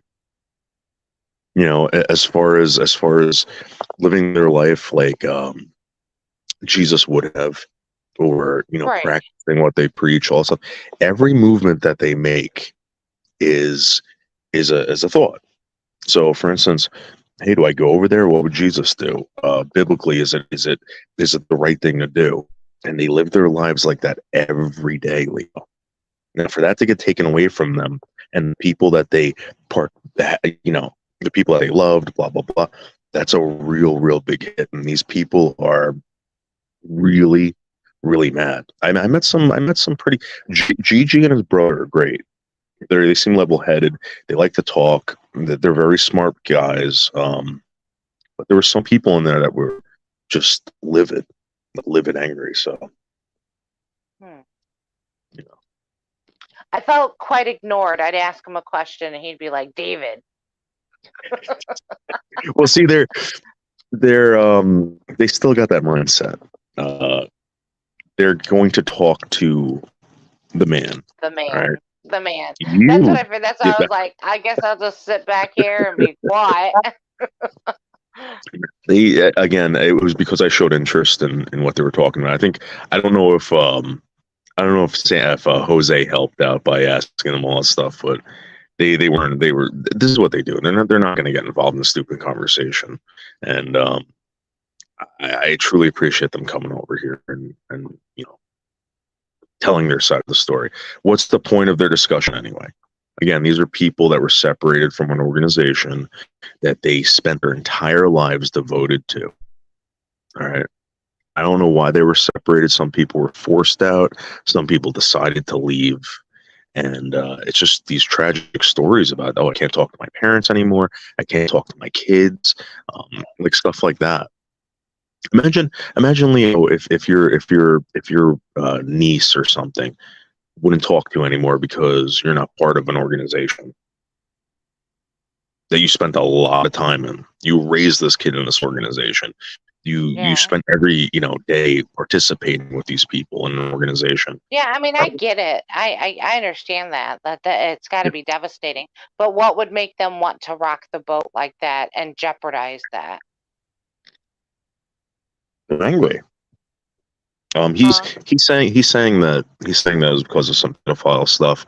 Again, I don't know what the story is, but if they're just doing that based on hearsay, then anyone can claim that guy's a pedophile, and they would have to, go to his. I was trying to follow him because he's a fast talker. I mean, he reminded me of like Speedy Gonzalez in a sense. I was like, okay. No, this is his craft. If he was an elder, Leo, he was talking. That's what he did. Yeah. I didn't realize Jehovah's Witness was so serious. I mean, I understood it was serious because you believe in your faith, but it's almost mafia-like. It sounds like. Well, you're devoting your life to the teachings of Christ. Right. So you being a Jehovah's But isn't that Witness what you're doesn't mean. supposed to do in every religion? All right, tell me something about Jesus. Me tell you something about Jesus? Yeah. He died for our sins. Okay, so by you doing that, it's so complex for them. If you're going to tell me that, they want you to present yourself a certain way. They don't want you looking a certain way. They don't want you speaking a certain way. They don't want you being combative. You know, you're basically an ambassador for Jesus, the word of Christ. You know, and they take it very seriously. It's more than just telling people, "Oh, he died for your sins." It's way more than that. Well, yeah, it's like their faith is stronger. That's how I view it. Yeah. They're just stronger in faith. You know, I would love for Leo to come with me on next Saturday. Would you want to go over there next Saturday, Leo? Sure. I mean, I could try it. Yeah. Yeah. They clearly would have known. They would have been kicked out before saying out the name of the member. Dimitri, again, I don't know. You hear these horror stories, right? And I've heard them from witnesses where they're devastated that their family members have left. You know, it's you can see it in their face. They're not happy about this. I don't know. I don't know what to tell you. If someone's coming into a congregation where a group of people, okay, are trying to learn something, and somebody is disrupting the congregation or the classroom, you're not going to allow them to keep doing that. You're going to ask them to leave.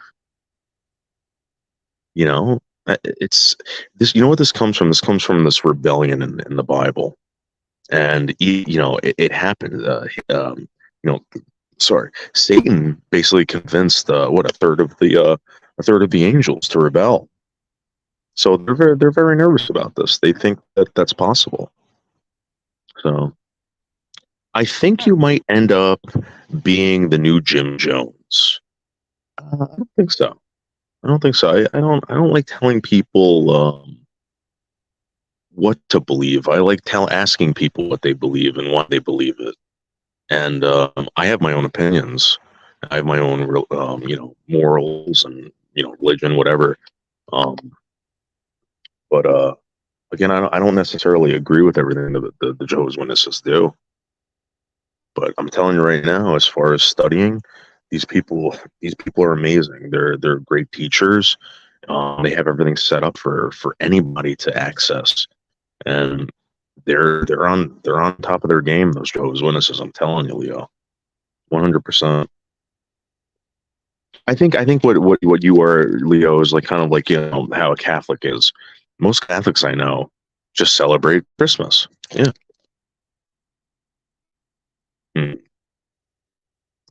The Kingdom Hall crashes are rare, probably won't happen in the future because of Kingdom Hall shootings in Hamburg, Germany. Yeah, so when the last time I was at a Kingdom Hall was I guess a few weeks ago. I was up in New York, and they have people standing by the door. They have they're ready for this stuff. I'm surprised that even happened in Germany, because when I was studying at the other Kingdom Hall before the pandemic, they were worried about that, and they had things in place. But I guess maybe, you know, you can't. You know. All right, Leo, take care. Yeah. Yeah. Mm-mm.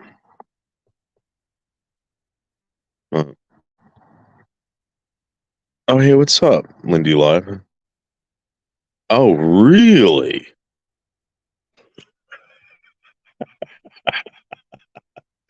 Oh no. Leo basically meant to say this is boring. Going to watch Weekend at Bernie's. Yeah, okay, Leo, have a great night. Yeah. Yeah, Leo's got to get fingers knuckles deep in that shit. Yep. Yeah. Well, it's 1 o'clock. I got a half a bag of Reese's Pieces. I'm gonna finish tonight, guys. Half a bag of Reese's Pieces. Yeah, I'll be promoting that channel soon, and I hope that everyone could go over there and check this out. It's a great channel. These people are great. They're professionals. Yep. Thank you, Head and Shoulders. Thank you. Yep. Yeah. Yeah. All right, guys. Well, I'm gonna go to bed. I'll talk to you later. Yep. Bye. Oh wait, let Let me play this fucking Michelle K music video. I love this music video, Michelle K. Yeah. All right, guys. Good night.